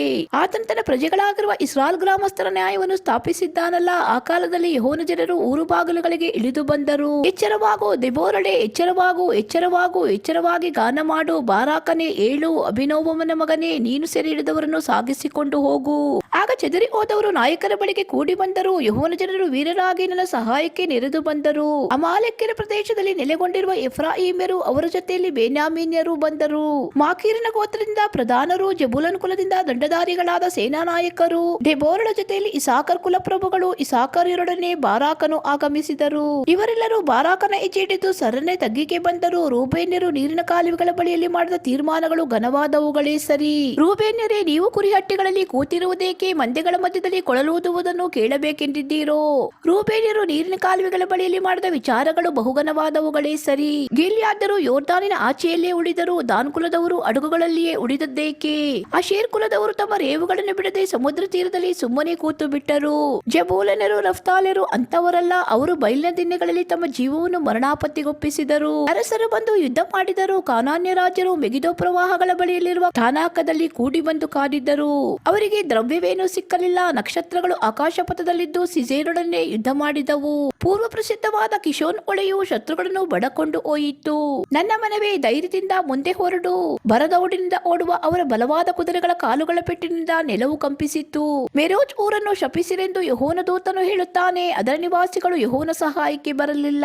ಯುದ್ಧ ವೀರರ ಜೊತೆಯಲ್ಲಿ ಯೆಹೋವನ ಸಹಾಯಕ್ಕೆ ಬರಲಿಲ್ಲವಲ್ಲ. ಅವರನ್ನು ಶಪಿಸಿರಿ. ಎಲ್ಲ ಸ್ತ್ರೀಯರಲ್ಲಿ ಕೇನ್ಯನಾದ ಎಬೇರನ ಹೆಂಡತಿ ಯಾಯೇಲಳಿಗೆ ಆಶೀರ್ವಾದವು. ಗುಡಾರಗಳಲ್ಲಿ ವಾಸಿಸುವ ಸ್ತ್ರೀಯರಲ್ಲಿ ಆಕೆಗೆ ಆಶೀರ್ವಾದವು. ನೀರು ಕೇಳಿದನು, ಹಾಲು ಕೊಟ್ಟಳು. ಉತ್ತಮ ಪಾತ್ರೆಯಲ್ಲಿ ಮಜ್ಜಿಗೆ ಕೊಟ್ಟಳು. ಕೈಚಾಚಿ ಗೂಟವನ್ನು ತೆಗೆದುಕೊಂಡಳು. ಬಲಗೈಯಲ್ಲಿ ದೊಡ್ಡ ಕೊಡತಿಯನ್ನು ಹಿಡಿದಳು. ಆ ಕೊಡತಿಯಿಂದ ಸಿಸೇರನ ತಲೆಯನ್ನು ಒಡೆದು ಬಿಟ್ಟಳು. ಅವನ ಕಣತಲೆಗೆ ತಿವಿದು ಬಡಿದಳು. ಅವನು ಆಕೆಯ ಕಾಲುಗಳ ಬಳಿಯಲ್ಲಿ ಮುದುರಿಕೊಂಡು ಉರುಳಿದನು. ಅವನು ಬಿದ್ದಲ್ಲೇ ಸತ್ತನು. ಸಿಸೇರನ ತಾಯಿಯು ಕಿಟಕಿಯಿಂದ ನೋಡಿದಳು. ಸಿಸೇರನ ತಾಯಿಯು ಕಿಟಕಿಯ ಜಾಲರಿಗಳಿಂದ ಕೂಗಿದ್ದಳು. ಅವನ ರಥವು ಬರುವುದಕ್ಕೆ ಇಷ್ಟು ಹೊತ್ತೇ ಕಾಯಿತು. ಅವನ ಕುದುರೆಗಳ ಕಾಲುಗಳಿಗೆ ಇಷ್ಟು ಸಾವಕಾಶವೇಕೆ ಅಂದಳು. ಸಭ್ಯ ಸ್ತ್ರೀಯಲ್ಲಿ ಬುದ್ಧಿವಂತೆಯರು ಕೊಟ್ಟ ಉತ್ತರವನ್ನು ಈಕೆಯು ತನ್ನಲ್ಲಿ ತಾನೇ ಅಂದುಕೊಳ್ಳುತ್ತಿದ್ದುದು ಹೇಗೆಂದರೆ, ನಿಶ್ಚಯವಾಗಿ ಅವರಿಗೆ ಕೊಳ್ಳೆ ಸಿಕ್ಕಿರುತ್ತದೆ, ಅದನ್ನು ಹಂಚಿಕೊಳ್ಳುತ್ತಿದ್ದಾರೆ. ಪ್ರತಿಯೊಬ್ಬ ಸೈನಿಕರಿಗೆ ಒಬ್ಬೊಬ್ಬರು ದಾಸಿಯರು. ಸಿಸೇರನಿಗೆ ನಾನಾ ವರ್ಣಗಳುಳ್ಳ ಬಟ್ಟೆಗಳು, ವಿಚಿತ್ರವಾಗಿ ಕಸೂತಿ ಹಾಕಿದ ಒಂದೆರಡು ವಸ್ತ್ರಗಳು, ಕಂಠಮಾಲೆಯು ದೊರಕಿರುತ್ತವೆ ಎಂಬುದೇ. ಯೆಹೋವನ ಎಲ್ಲಾ ಶತ್ರುಗಳು ಇವರಂತೆಯೇ ನಾಶವಾಗಲಿ. ಆತನ ಭಕ್ತರು ಪ್ರತಾಪದಿಂದ ಉದಯಿಸುವ ಸೂರ್ಯನಂತಿರಲಿ. ದೇಶದಲ್ಲಿ 40 ವರ್ಷ ಸಮಾಧಾನವಿತ್ತು.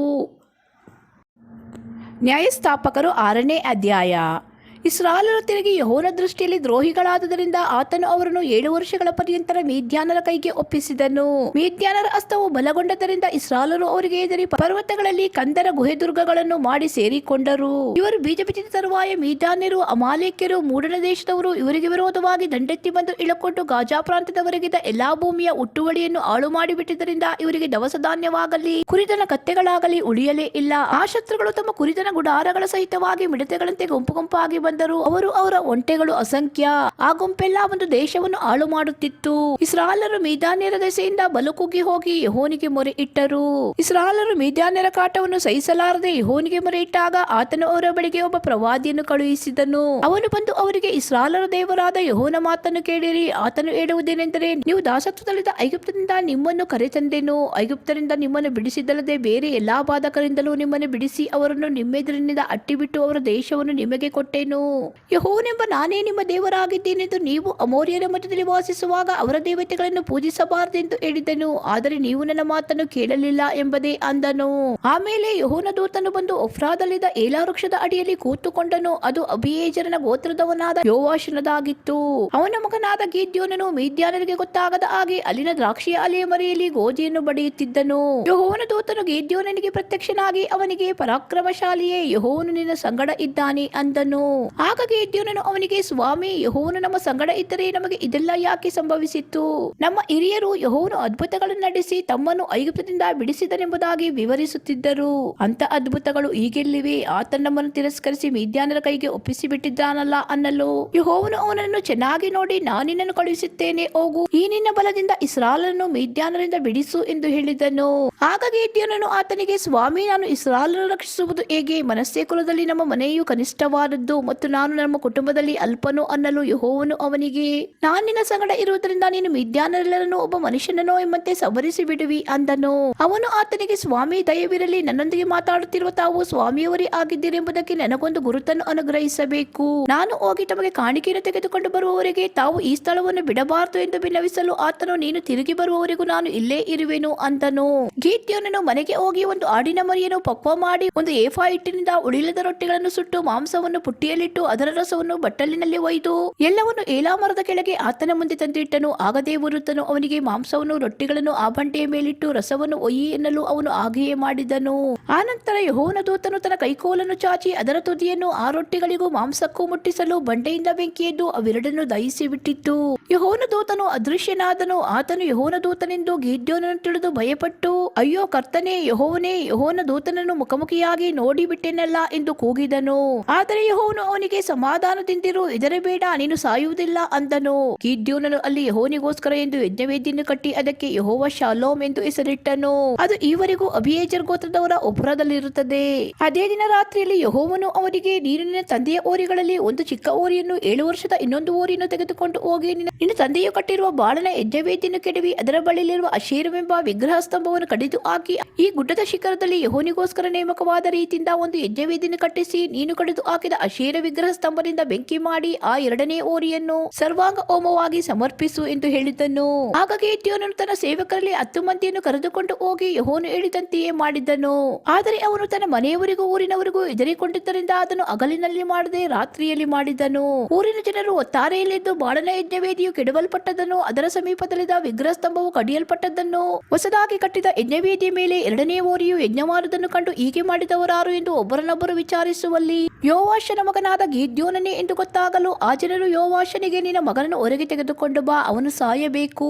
ಯಾಕೆಂದರೆ ಬಾಳನ ಯಜ್ಞವೇದಿಯನ್ನು ಕೆಡವಿ ಅದರ ಬಳಿಯಲ್ಲಿದ್ದ ಅಶೇರ ವಿಗ್ರಹ ಸ್ತಂಭವನ್ನು ಕಡಿದು ಹಾಕಿದ್ದಾನೆ ಅಂದರು.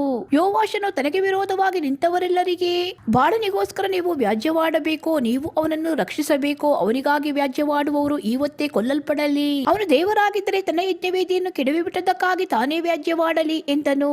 ಆ ದಿವಸದಲ್ಲಿ ಅವನು ಬಾಳನು ತನ್ನ ಯಜ್ಞವೇದಿಯನ್ನು ಕೆಡವಿದವನೊಡನೆ ತಾನೇ ವ್ಯಾಜ್ಯವಾಡಲಿ ಎಂದು ಹೇಳಿದ್ದರಿಂದ ಗಿದ್ಯೋನನಿಗೆ ಯೆರುಬ್ಬಾಳನೆಂಬ ಹೆಸರಾಯಿತು. ಇಷ್ಟರಲ್ಲಿ ಮಿದ್ಯಾನರು, ಅಮಾಲೇಕ್ಯರು, ಮೂಡಣ ದೇಶದವರು ಕೂಡಿ ಒಡೆದಾಟಿ ಬಂದು ಇಸ್ರೇಲಿನ ತಗ್ಗಿನಲ್ಲಿ ಪಾಳೆಯ ಮಾಡಿಕೊಂಡರು. ಆಗ ಗಿದ್ಯೋನನು ಯೆಹೋವನ ಆತ್ಮನ ಆವೇಶವುಳ್ಳವನಾಗಿ ಕೊಂಬನ್ನು ಓದಲು ಅಬೀಯೆಜೆರನ ಗೋತ್ರದವರು ಬಂದು ಅವನನ್ನು ಹಿಂಬಾಲಿಸಿದರು.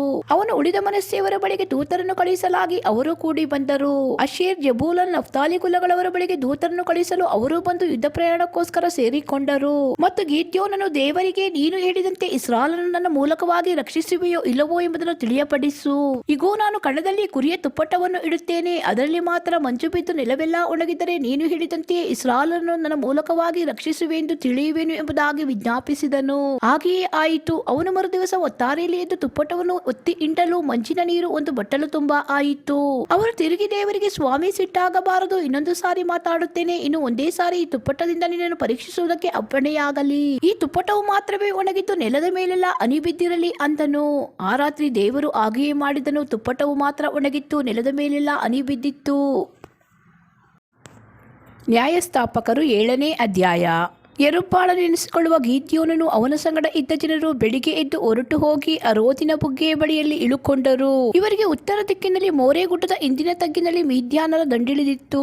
ಆಗ ಯೆಹೋವನು ಗಿದ್ಯೋನನಿಗೆ, ನಿನ್ನ ಸಂಗಡ ಇರುವ ಜನರು ಹೆಚ್ಚಾಗಿದ್ದಾರೆ, ಇವರ ಕೈಗೆ ಮಿದ್ಯಾನರನ್ನು ಒಪ್ಪಿಸುವುದು ನನಗೆ ಸರಿಯಾಗಿ ಕಾಣುವುದಿಲ್ಲ. ಒಪ್ಪಿಸಿಕೊಟ್ಟರೆ ಸ್ವಹಸ್ತದಿಂದಲೇ ನಮಗೆ ರಕ್ಷಣೆಯುಂಟಾಯಿತೆಂದು ಎಚ್ಚರಪಟ್ಟು ನನ್ನನ್ನು ಅಲಕ್ಷ್ಯ ಮಾಡಾರು. ಆದುದರಿಂದ ಎಲ್ಲಾ ಜನರಿಗೆ ಕೇಳಿಸುವಂತೆ ಧೈರ್ಯವಿಲ್ಲದವರು, ಅಂಜುವವರು ಈ ಗಿಲ್ಯಾದ್ ಪರ್ವತವನ್ನು ಬಿಟ್ಟು ಮನೆಗೆ ಹೋಗಲಿ ಎಂದು ಪ್ರಕಟಿಸು ಅಂದನು. ಹಾಗೆಯೇ ಮಾಡಲು 22,000 ಮಂದಿ ಹಿಂತಿರುಗಿ ಹೋದರು, 10,000 ಮಂದಿ ಉಳಿದರು. ಯೆಹೋವನು ತಿರುಗಿ ಗಿದ್ಯೋನನಿಗೆ, ನಿನ್ನ ಬಳಿಯಲ್ಲಿರುವ ಜನರು ಇನ್ನೂ ಹೆಚ್ಚಾಗಿದ್ದಾರೆ, ನೀನು ಅವರನ್ನು ಹಳ್ಳಕ್ಕೆ ಕರೆದುಕೊಂಡು ಹೋಗು, ಅಲ್ಲಿ ಅವರನ್ನು ನಿನಗೋಸ್ಕರ ಪರೀಕ್ಷಿಸುವೆನು. ಯಾರು ನಿನ್ನ ಸಂಗಡ ಹೋಗಬಹುದೆಂದು ಹೇಳುವೆನೋ ಅವರು ಮಾತ್ರ ಹೋಗಲಿ, ಯಾರಿಗೆ ಹೋಗಬಾರದೆಂದು ಹೇಳುವೆನೋ ಅವರು ಹೋಗದಿರಲಿ ಅಂದನು. ಗಿದ್ಯೋನನು ಜನರನ್ನು ಹಳ್ಳಕ್ಕೆ ಕರೆದುಕೊಂಡು ಬಂದಾಗ ಯೆಹೋವನು ಅವನಿಗೆ, ನಾಯಿಯಂತೆ ನೀರನ್ನು ನಾಲಿಗೆಯಿಂದ ನೆಕ್ಕುವವರನ್ನು, ಮೊಣಕಾಲೂರಿ ಕುಡಿಯುವವರನ್ನು ಬೇರೆ ಬೇರೆಯಾಗಿ ನಿಲ್ಲಿಸು ಎಂದು ಹೇಳಿದ್ದನು. ಕೈಯಿಂದ ನೀರನ್ನು ಬಾಯಿಗೆ ತೆಗೆದುಕೊಂಡು ನೆಕ್ಕಿದವರ ಸಂಖ್ಯೆ 300, ಇತರ ಜನರು ಮೊಣಕಾಲೂರಿ ಕುಡಿದವರು.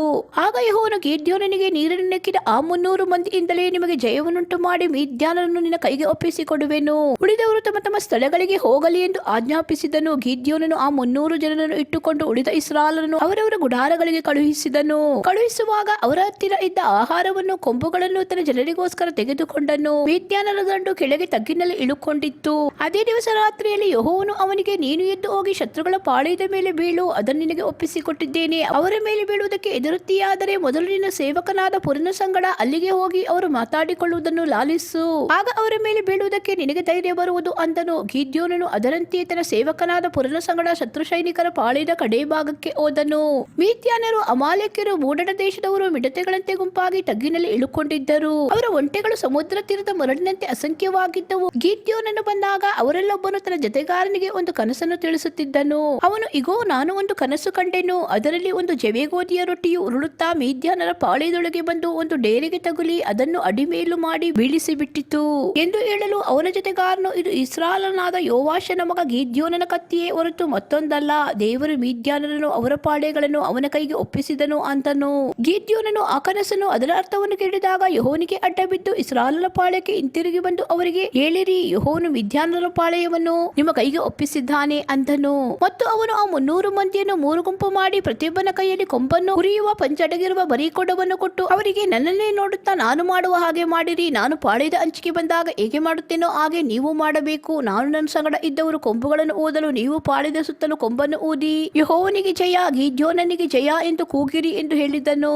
ರಾತ್ರಿಯ ಮಧ್ಯಯಾಮವು ಪ್ರಾರಂಭಿಸಿ ಕಾವಲುಗಾರರು ಬದಲಾದ ಕೂಡಲೇ ಗಿದ್ಯೋನನು ಅವನ ಸಂಗಡ ಇದ್ದ 100 ಮಂದಿಯು ಶತ್ರುಗಳ ಪಾಳೆಯದ ಅಂಚಿಗೆ ಬಂದು ಕೊಂಬುಗಳನ್ನು ಊದಿ ಕೈಯಲ್ಲಿದ್ದ ಕೊಡಗಳನ್ನು ಒಡೆದು ಬಿಟ್ಟರು. ಕೂಡಲೇ 3 ಗುಂಪಿನವರು ಕೊಂಬುಗಳನ್ನು ಊದಿ ಕೊಡಗಳನ್ನು ಒಡೆದು ಬಿಟ್ಟು ಎಡಗೈಯಲ್ಲಿ ಪಂಚುಗಳನ್ನು ಬಲಗೈಯಲ್ಲಿ ಊದುವ ಕೊಂಬುಗಳನ್ನು ಹಿಡಿದು, ಯೆಹೋವನ ಕತ್ತಿ, ಗಿದ್ಯೋನನ ಕತ್ತಿ ಎಂದು ಕೂಗಿ ಪಾಳೆಯದ ಸುತ್ತಲೂ ತಮ್ಮ ತಮ್ಮ ಸ್ಥಳದಲ್ಲಿ ನಿಂತರು. ಪಾಳೆಯದವರಾದರೂ ಭ್ರಾಂತರಾಗಿ ಕೂಗುತ್ತಾ ಓಡಿ ಹೋಗ ಪ್ರಾರಂಭಿಸಿದರು. ಆ 300 ಮಂದಿಯು ಕೊಂಬುಗಳನ್ನು ಊರುತ್ತಿರುವಲ್ಲಿ ಪಾಳೆಯದವರು ಒಬ್ಬರನ್ನೊಬ್ಬರು ಹತಮಾಡಿಕೊಳ್ಳುವಂತೆ ಯೆಹೋವನು ಮಾಡಿದನು. ಪಾಳೆಯದವರು ಚೆರೇರದ ದಾರಿಯಲ್ಲಿರುವ ಬೆತ್‌ಶಿಟ್ಟಾದವರೆಗೂ ಟಬಾತಿನ ಬಳಿಯಲ್ಲಿರುವ ಅಬೆಲ್ ಮೆಹೋಲಾ ಪ್ರಾಂತದವರೆಗೂ ಓಡಿ ಹೋದರು. ಇಸ್ರಾಯೇಲರಾದ ನಫ್ತಾಲಿ, ಅಶೇರ್ ಕುಲಗಳವರು, ಮನಸ್ಸೆ ಕುಲದ ಎಲ್ಲಾ ಜನರು ಕೂಡಿ ಬಂದು ಮಿದ್ಯಾನರನ್ನು ಹಿಂದಟ್ಟಿದರು. ಇದಲ್ಲದೆ ಗಿದ್ಯೋನನು ಎಫ್ರಾಯಿಂ ಪರ್ವತ ಪ್ರದೇಶಗಳಿಗೆ ದೂತರನ್ನು ಅಟ್ಟಿ, ಅಲ್ಲಿನವರಿಗೆ, ನೀವು ಮಿದ್ಯಾನರಿಗೆ ವಿರೋಧವಾಗಿ ಹೊರಟು ಅವರು ಬೆತ್‌ಬಾರದವರೆಗಿರುವ ಪ್ರವಾಹಗಳನ್ನು, ಯೊರ್ದಾನೊಳೆಯನ್ನು ದಾಟಿ ಹೋಗದಂತೆ ಅಡ್ಡಗಟ್ಟಿರಿ ಎಂದು ಹೇಳಿಸಿದನು.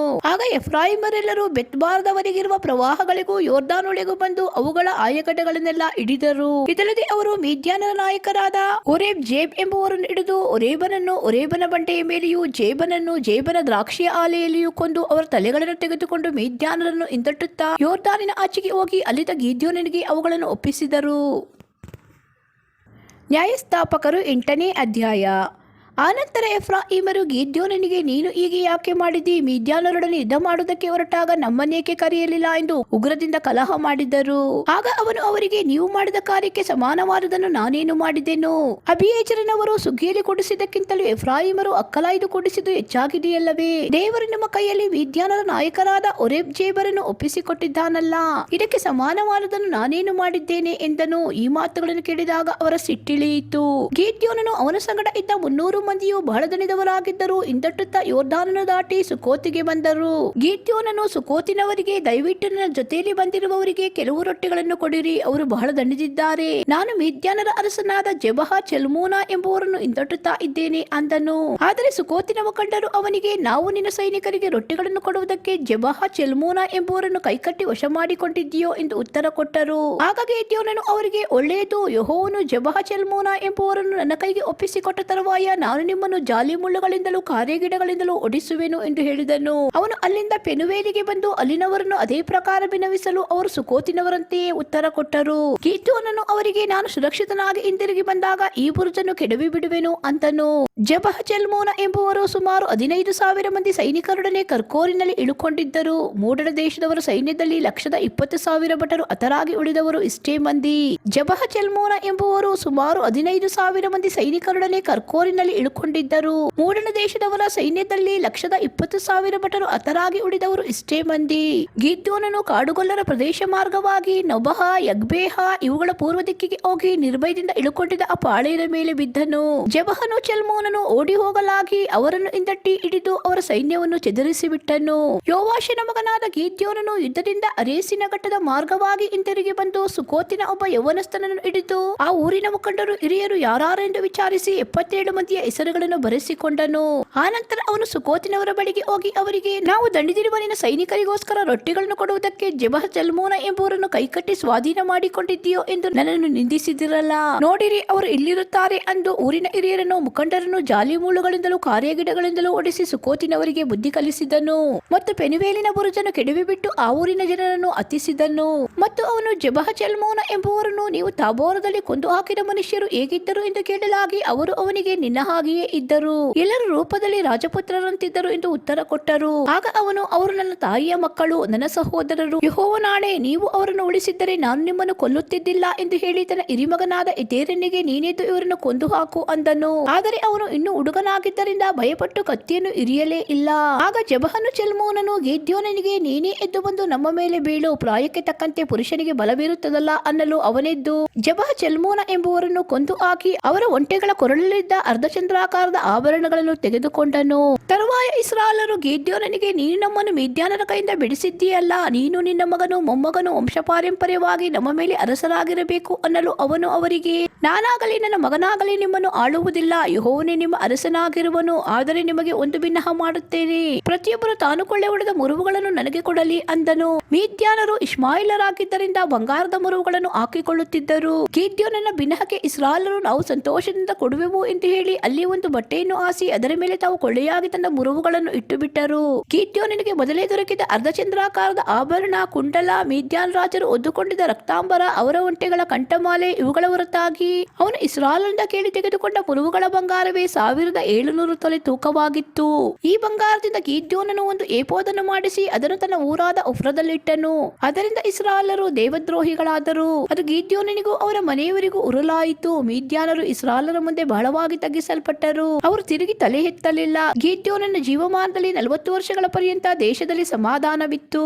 ಯೋವಾಷನ ಮಗ ಯೆರುಬ್ಬಾಳನು ಹೋಗಿ ತನ್ನ ಮನೆಯಲ್ಲಿ ವಾಸವಾಗಿದ್ದನು. ಗಿದ್ಯೋನನಿಗೆ ಅನೇಕ ಮಂದಿ ಹೆಂಡತಿಯರಿದ್ದರಿಂದ ಅವನಿಗೆ 70 ಮಂದಿ ಗಂಡು ಮಕ್ಕಳು ಹುಟ್ಟಿದರು. ಅವನು ಶೆಕೆಮಿನಲ್ಲಿದ್ದ ತನ್ನ ಉಪಪತ್ನಿಯಲ್ಲಿ ಇನ್ನೊಬ್ಬ ಮಗನು ಹುಟ್ಟಲು ಅವನಿಗೆ ಅಬೀಮೆಲೆಕನೆಂದು ಹೆಸರಿಟ್ಟನು. ಯೋವಾಷನ ಮಗನಾದ ಗಿದ್ಯೋನನು ದಿನತುಂಬಿದ ಮುದುಕನಾಗಿ ಮರಣ ಹೊಂದಲು ಅವನ ಶವವನ್ನು ಅಬೀಯೆಜೆರಿಯರ ಒಫ್ರದಲ್ಲಿದ್ದ ಒಂದು ಸಮಾಧಿಯಲ್ಲಿ ಹೂಣಿಟ್ಟರು. ಆ ಸಮಾಧಿಯು ಅವನ ತಂದೆಯಾದ ಯೋವಾಷನದಾಗಿತ್ತು. ಗಿದ್ಯೋನನು ಸತ್ತ ನಂತರ ಇಸ್ರಾಯೇಲರು ದೇವದ್ರೋಹಿಗಳಾಗಿ ಬಾಳನ ಪ್ರತಿಮೆಗಳನ್ನು ಪೂಜಿಸಿದರು. ಬಾಳ್ ಬೆರೀತನನ್ನು ತಮಗೆ ದೇವರು ಮಾಡಿಕೊಂಡರು. ಸುತ್ತಣ ಎಲ್ಲಾ ಶತ್ರುಗಳಿಂದ ತಮ್ಮನ್ನು ಬಿಡಿಸಿದ ದೇವರಾದ ಯೆಹೋವನನ್ನು ಮರೆತು ಬಿಟ್ಟರು. ಯೆರುಬ್ಬಾಳನೆಂಬ ಗಿದ್ಯೋನನು ತಮಗೆ ಮಾಡಿದ ಉಪಕಾರಗಳನ್ನು ನೆನೆಸಲಿಲ್ಲ, ಅವನ ಮನೆಯವರಿಗೆ ದಯೆ ತೋರಿಸಲಿಲ್ಲ. ನ್ಯಾಯಸ್ಥಾಪಕರು 9ನೇ ಅಧ್ಯಾಯ.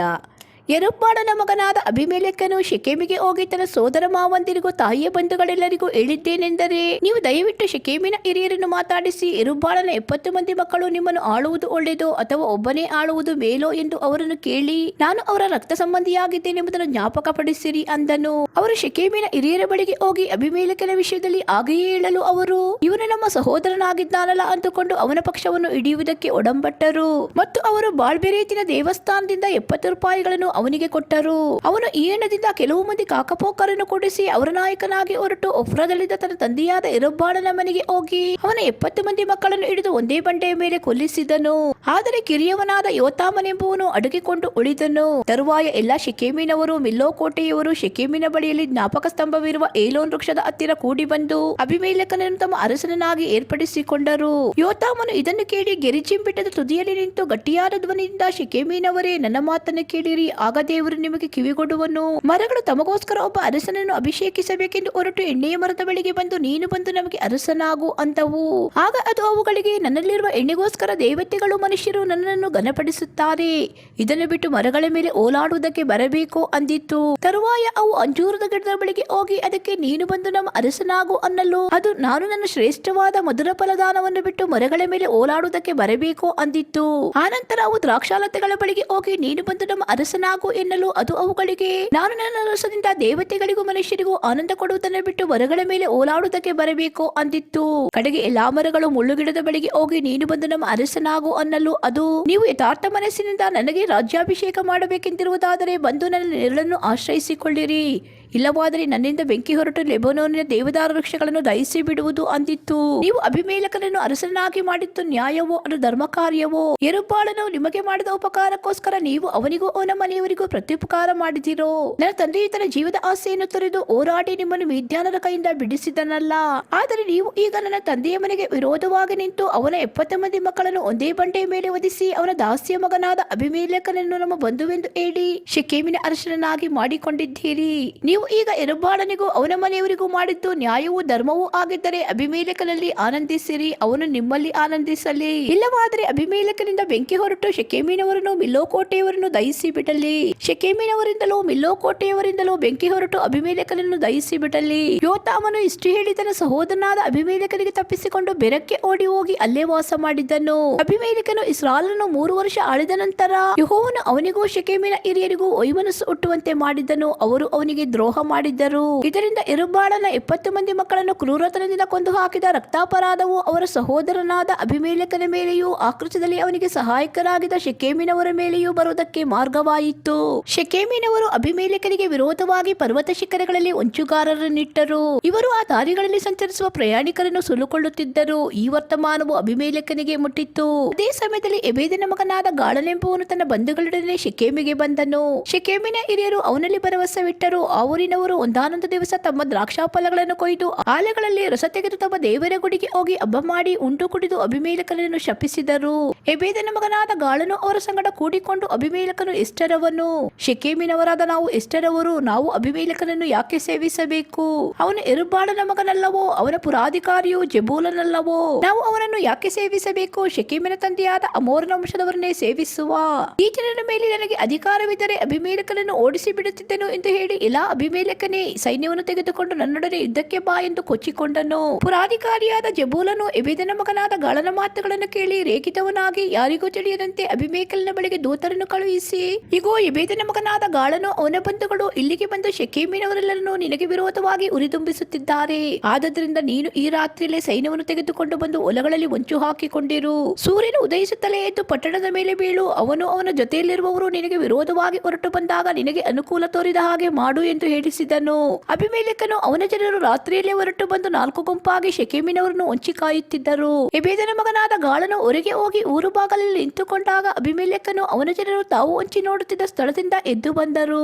ಗಾಳನು ಅವರನ್ನು ಕಂಡು ಜೆಬೂಲನಿಗೆ, ಇಗೋ, ಬೆಟ್ಟದ ಮೇಲಣಿದ ಜನರು ಬರುತ್ತಿದ್ದಾರೆ ಎಂದು ಹೇಳಲು ಜೆಬೂಲನು ಅವನಿಗೆ, ನೀನು ಬೆಟ್ಟದ ನೆರಳನ್ನು ನೋಡಿ ಜನರೆಂದು ಭಾವಿಸುತ್ತಿ ಅನ್ನಲು ಅವನು ತಿರುಗಿ, ನೋಡು, ದೇಶನಾಭಿಗಿರಿಯಿಂದ ಜನರು ಬರುತ್ತಿದ್ದಾರೆ, ಕಣಿ ಹೇಳುವವರ ಮರದ ಮಾರ್ಗವಾಗಿ ಇನ್ನೊಂದು ಗುಂಪು ಬರುತ್ತಿದೆ ಅಂದನು. ಆಗ ಜೆಬೂಲನು ಅವನಿಗೆ, ಅವನಿಗೆ, ಈಗ ನಿನ್ನ ಬಾಯಲ್ಲಿದೆ, ಅಭಿಮೇಲೆಕನು ಎಷ್ಟರವನು, ನಾವು ಅವನನ್ನು ಯಾಕೆ ಸೇವಿಸಬೇಕು ಎಂದು ಕೊಚ್ಚಿಕೊಂಡಿಯಲ್ಲ. ಅವರು ನೀನು ತಿರಸ್ಕರಿಸಿದ ಜನರಲ್ಲವೋ, ಹಾಗಾದರೆ ಹೋಗಿ ಅವರೊಡನೆ ಯುದ್ಧ ಮಾಡು ನೋಡೋಣ ಎಂದು ಹೇಳಿದನು. ಗಾಳನು ಶೆಕೆಮಿನವರ ನಾಯಕನಾಗಿ ಹೊರಟು ಅಭಿಮೇಲೆಕನೊಡನೆ ಕಾದಿದನು. ಆದರೆ ಅಭಿಮೇಲೆಕನಿಗೆ ಬೆನ್ನು ತೋರಿಸಿ ಓಡಿ ಹೋಗಬೇಕಾಗಲು ಅವನು ಇವನನ್ನು ಹಿಂದಟ್ಟಿದನು. ಊರು ಬಾಗಿಲಿನವರಿಗೆ ಅನೇಕ ಮಂದಿ ಹತರಾಗಿ ಬಿದ್ದರು. ಆನಂತರ ಅಭಿಮೇಲೆಕನು ಹೋಗಿ ಅರುಮಾದಲ್ಲಿ ವಾಸಿಸಿದನು. ಇತ್ತ ಜಬೂಲನು ಗಾಳನನ್ನು ಅವನ ಬಂಧುಗಳನ್ನು ಶೆಕೆಮಿನಿಂದ ಅಟ್ಟಿಬಿಟ್ಟನು. ಮರುದಿವಸ ಜನರು ಬಯಲಿಗೆ ಹೊರಟು ಬಂದರು. ಇದು ಅಭಿಮೇಲೆಕನಿಗೆ ಗೊತ್ತಿದ್ದರಿಂದ ಅವನು ತನ್ನ ಜನರನ್ನು 3 ಗುಂಪು ಮಾಡಿ ಅವರನ್ನು ತೆಗೆದುಕೊಂಡು ಬಂದು ಹೊಲಗಳಲ್ಲಿ ಹೊಂಚಿ ನೋಡುತ್ತಿದ್ದನು. ಜನರು ಪಟ್ಟಣದಿಂದ ಹೊರಟು ಬರುವುದನ್ನು ಇವನು ಕಾಣುತ್ತಲೇ ಅಲ್ಲಿಂದ ಇದ್ದು ಅವರನ್ನು ಹೊಡೆದನು. ಅಭಿಮೇಲೆಕನು ಅವನ ಸಂಗಡ ಇದ್ದ ಗುಂಪಿನವರು ಓಡಿ ಬಂದು ಊರು ಬಾಗಲಲ್ಲಿ ನಿಂತರು. ಉಳಿದ 2 ಗುಂಪಿನವರು ಬಯಲಿನಲ್ಲಿದ್ದ ಶೆಕೆಮಿನವರ ಮೇಲೆ ಬಿದ್ದು ಅವರನ್ನು ಹತ ಮಾಡಿದರು. ಅಭಿಮೇಲೆಕನು ಆ ದಿವಸವೆಲ್ಲ ಯುದ್ಧ ಮಾಡಿ ಪಟ್ಟಣವನ್ನು ಸ್ವಾಧೀನ ಮಾಡಿಕೊಂಡು ಅದರ ಜನರನ್ನೆಲ್ಲ ಸಂಹರಿಸಿ ಊರನ್ನು ಕೆಡವಿ ಬಿಟ್ಟು ಅಲ್ಲಿ ಉಪ್ಪನ್ನು ಎರಚಿ ಬಿಟ್ಟನು. ಶೆಕೆಮಿನ ಕೋಟೆಯವರು ಇದನ್ನು ಕೇಳಿ ಎಲ್ಬೆರೀತ್ ಎಂಬ ದೇವರ ಗುಡಿಯ ನೆಲಮನೆಯಲ್ಲಿ ಅಡಗಿಕೊಂಡರು. ಕೋಟೆಯವರೆಲ್ಲರೂ ಅಲ್ಲಿ ಅಡಗಿಕೊಂಡಿದ್ದಾರೆಂಬುದು ಅಭಿಮೇಲೆಕನಿಗೆ ಗೊತ್ತಾದಾಗ ಅವನು ಕೊಡಲಿಯನ್ನು ತೆಗೆದುಕೊಂಡು ತನ್ನ ಜನರೆಲ್ಲರೊಡನೆ ಚೆಲ್ಮೋನ್ ಗುಡ್ಡವನ್ನೇರಿ ತನ್ನವರಿಗೆ ತಾನು ಮಾಡುವಂತೆ ನೀವು ತೀವ್ರವಾಗಿ ಮಾಡಿರಿ ಎಂದು ಹೇಳಿ ತಾನು ಒಂದು ಮರದ ಕೊಂಬೆಯನ್ನು ಕಡಿದು ಹೆಗಲ ಮೇಲೆ ಹೊತ್ತುಕೊಳ್ಳಲು ಅವರು ಅದರಂತೆಯೇ ಮಾಡಿ ಅವನ ಹಿಂದೆ ಹೋಗಿ ಆ ಕೊಂಬೆಗಳನ್ನು ಅವರಿದ್ದ ನೆಲಮನೆಯ ಸುತ್ತಲೂ ಹಾಕಿ ಬೆಂಕಿ ಹೊತ್ತಿಸಿ ಅದನ್ನು ಸುಟ್ಟು ಬಿಟ್ಟರು. ಹೀಗೆ ಶೆಕೆಂ ಕೋಟೆಯವರೆಲ್ಲರೂ ಸತ್ತರು. ಅವರು ಸ್ತ್ರೀ ಪುರುಷರೆಲ್ಲ ಸುಮಾರು 1000 ಜನರಿದ್ದರು.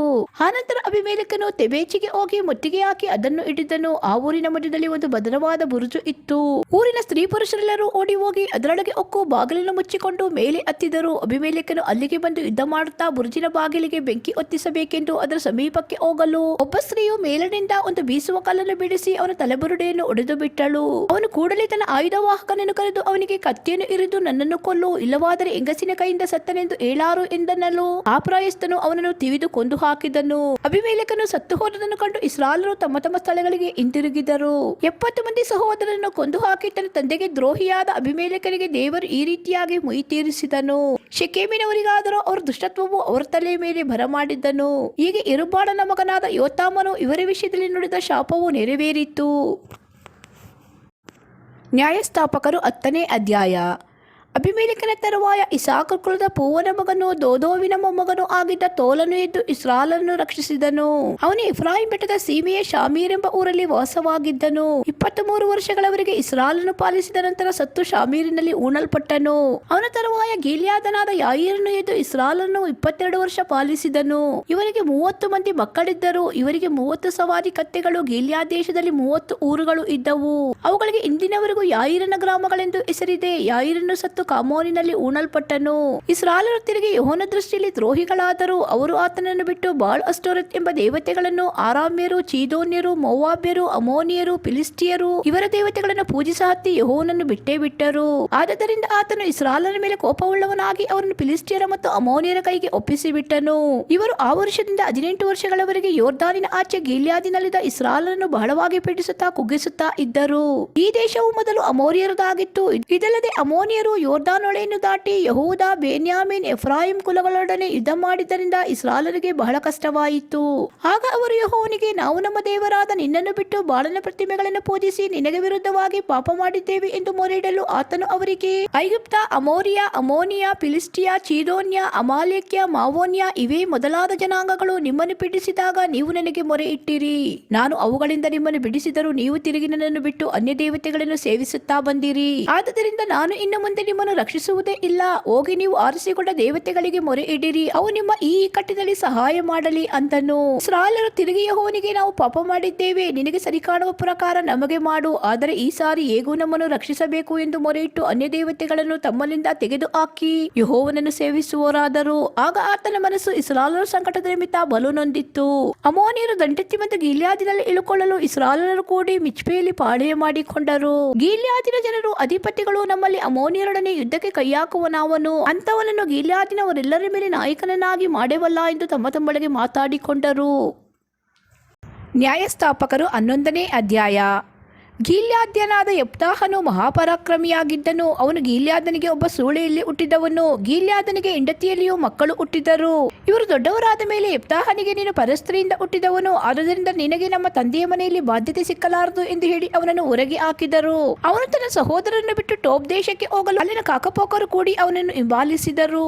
ಇಸ್ರಾಯೇಲರಿಗೆ ವಿರೋಧವಾಗಿ ಬಂದ ಅಮೋನಿಯರು ಸ್ವಲ್ಪ ದಿನಗಳಾದ ಮೇಲೆ ಯುದ್ಧವನ್ನು ಪ್ರಾರಂಭಿಸಿದರು. ಆಗ ಗೀಲ್ಯಾದಿನ ಹಿರಿಯರು ಯೆಪ್ತಾಹನನ್ನು ಟೋಬ್ ದೇಶದಿಂದ ಕರೆದುಕೊಂಡು ಬರುವುದಕ್ಕಾಗಿ ಅಲ್ಲಿಗೆ ಹೋಗಿ ಅವನಿಗೆ, ನಾವು ಅಮೋನಿಯರೊಡನೆ ಯುದ್ಧ ಮಾಡುವ ಹಾಗೆ ನೀನು ಬಂದು ನಮ್ಮ ನಾಯಕನಾಗು ಎಂದು ಬೇಡಿಕೊಂಡರು. ಅವನು ಅವರಿಗೆ, ನನ್ನನ್ನು ಅಗೆ ಮಾಡಿ ನನ್ನ ತಂದೆಯ ಮನೆಯಿಂದ ಅಟ್ಟಿಬಿಟ್ಟವರು ನೀವೇ ಅಲ್ಲವೋ?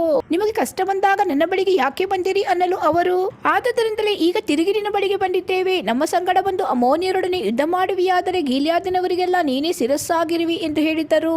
ಆಗ ಯೆಪ್ತಾಹನು ಅವರಿಗೆ, ನೀವು ನನ್ನನ್ನು ಅಮೋನಿಯರೊಡನೆ ಯುದ್ಧ ಮಾಡುವುದಕ್ಕೋಸ್ಕರ ಕರೆದುಕೊಂಡು ಹೋಗುವಲ್ಲಿ ಯೆಹೋವನು ಅವರನ್ನು ನನ್ನ ಕೈಗೆ ಒಪ್ಪಿಸಿಕೊಟ್ಟರೆ ನಿಜವಾಗಿ ನನ್ನನ್ನು ಅಧಿಪತಿಯನ್ನಾಗಿ ಮಾಡುವಿರೋ ಎಂದು ಕೇಳಲು ಅವರು ಅವನಿಗೆ, ಹಾಗೆಯೇ ಮಾಡುವೆವು, ಉಭಯತರ ಮಾತುಗಳಿಗೆ ಯೆಹೋವನೇ ಸಾಕ್ಷಿ ಎಂದು ಉತ್ತರ ಕೊಟ್ಟರು. ಆಗ ಯೆಪ್ತಾಹನು ಗಿಲ್ಯಾದಿನ ಹಿರಿಯರ ಸಂಗಡ ಹೋದನು. ಜನರು ಅವನನ್ನು ಅಧಿಪತಿಯನ್ನಾಗಿಯೂ ನಾಯಕನನ್ನಾಗಿಯೂ ನೇಮಿಸಿದರು. ಮತ್ತು ಯೆಪ್ತಾಹನು ತನ್ನ ಸಂಗತಿಗಳನ್ನೆಲ್ಲ ಮಿಪ್ಚೆಯಲ್ಲಿ ಯೆಹೋವನ ಮುಂದೆ ಅರಿಕೆ ಮಾಡಿದ್ದನು. ಯೆಪ್ತಾಹನು ಅಮೋನಿಯರ ಅರಸನ ಬಳಿಗೆ ದೂತರನ್ನು ಕಳುಹಿಸಿ ಅವನನ್ನು, ನನಗೂ ನಿನಗೂ ಏನಿದೆ? ನೀನು ನನ್ನ ದೇಶಕ್ಕೆ ವಿರೋಧವಾಗಿ ಯುದ್ಧ ಮಾಡುವುದಕ್ಕೇನು ಕಾರಣ ಎಂದು ಕೇಳಿದನು. ಆ ಅರಸನು ದೂತರಿಗೆ, ಇಸ್ರಾಯೇಲರು ಐಗುಪ್ತದಿಂದ ಬಂದಾಗ ಅರ್ನೋನಿನಿಂದ ಯಬ್ಬೋಕ್ ಯೋರ್ದಾನ್ ಹೊಳೆಯವರೆಗೂ ಇದ್ದ ನನ್ನ ದೇಶವನ್ನು ಕಸಕೊಂಡರಲ್ಲ, ನೀನು ಈಗ ಅದನ್ನು ಸಮಾಧಾನದಿಂದ ಹಿಂದಕ್ಕೆ ಕೊಡು ಎಂದು ಹೇಳಿ ಕಳುಹಿಸಿದನು. ಯೆಪ್ತಾಹನು ಇನ್ನೊಂದು ಸಾರಿ ಅಮೋನಿಯರ ಅರಸನ ಬಳಿಗೆ ದೂತರನ್ನು ಕಳುಹಿಸಿ ಅವರಿಗೆ, ಯೆಪ್ತಾಹನಾದ ನನ್ನ ಮಾತನ್ನು ಕೇಳು, ಇಸ್ರಾಯೇಲರು ಮೋವಾಬ್ಯರ ಮತ್ತು ಅಮೋನಿಯರ ದೇಶವನ್ನು ತೆಗೆದುಕೊಳ್ಳಲೇ ಇಲ್ಲ. ಅವರು ಐಗುಪ್ತವನ್ನು ಬಿಟ್ಟ ನಂತರ ಅರಣ್ಯದಲ್ಲಿ ಸಂಚರಿಸಿ ಕೆಂಪು ಸಮುದ್ರಕ್ಕೂ ಆನಂತರ ಕಾದೇಶಿಗೂ ಬಂದರು. ಅವರು ಅಲ್ಲಿಂದ ಯೋದೋಮ್ಯರ ಅರಸನ ಬಳಿಗೆ ದೂತರನ್ನು ಕಳುಹಿಸಿ ನಿನ್ನ ದೇಶವನ್ನು ದಾಟಿ ಹೋಗುವುದಕ್ಕೆ ಅಪ್ಪಣೆಯಾಗಬೇಕೆಂದು ಬೇಡಿಕೊಳ್ಳಲು ಅವನು ಒಪ್ಪಿಕೊಳ್ಳಲಿಲ್ಲ. ತರುವಾಯ ಮೋವಾಬ್ಯರ ಅರಸನ ಬಳಿಗೆ ದೂತರನ್ನು ಕಳುಹಿಸಲು ಅವನು ಒಪ್ಪಿಕೊಳ್ಳಲಿಲ್ಲ. ಆದ್ದರಿಂದ ಅವರು ಕಾದೇಶಿನಲ್ಲಿ ನಿಂತರು. ಆನಂತರ ಅವರು ಅರಣ್ಯದಲ್ಲಿ ಪ್ರಯಾಣ ಮಾಡಿ ಏದೋಮ್ ಮೋವಾಬ್ ದೇಶಗಳನ್ನು ಸುತ್ತಿಕೊಂಡು ಮೋವಾಬ್ ದೇಶದ ಪೂರ್ವ ದಿಕ್ಕಿಗೆ ಬಂದು ಅದರ ಮೇರೆಯಾಗಿರುವ ಅರ್ನೋನ್ ಹೊಳೆಯ ಆಚೆಯಲ್ಲಿ ಇಳುಕೊಂಡರು.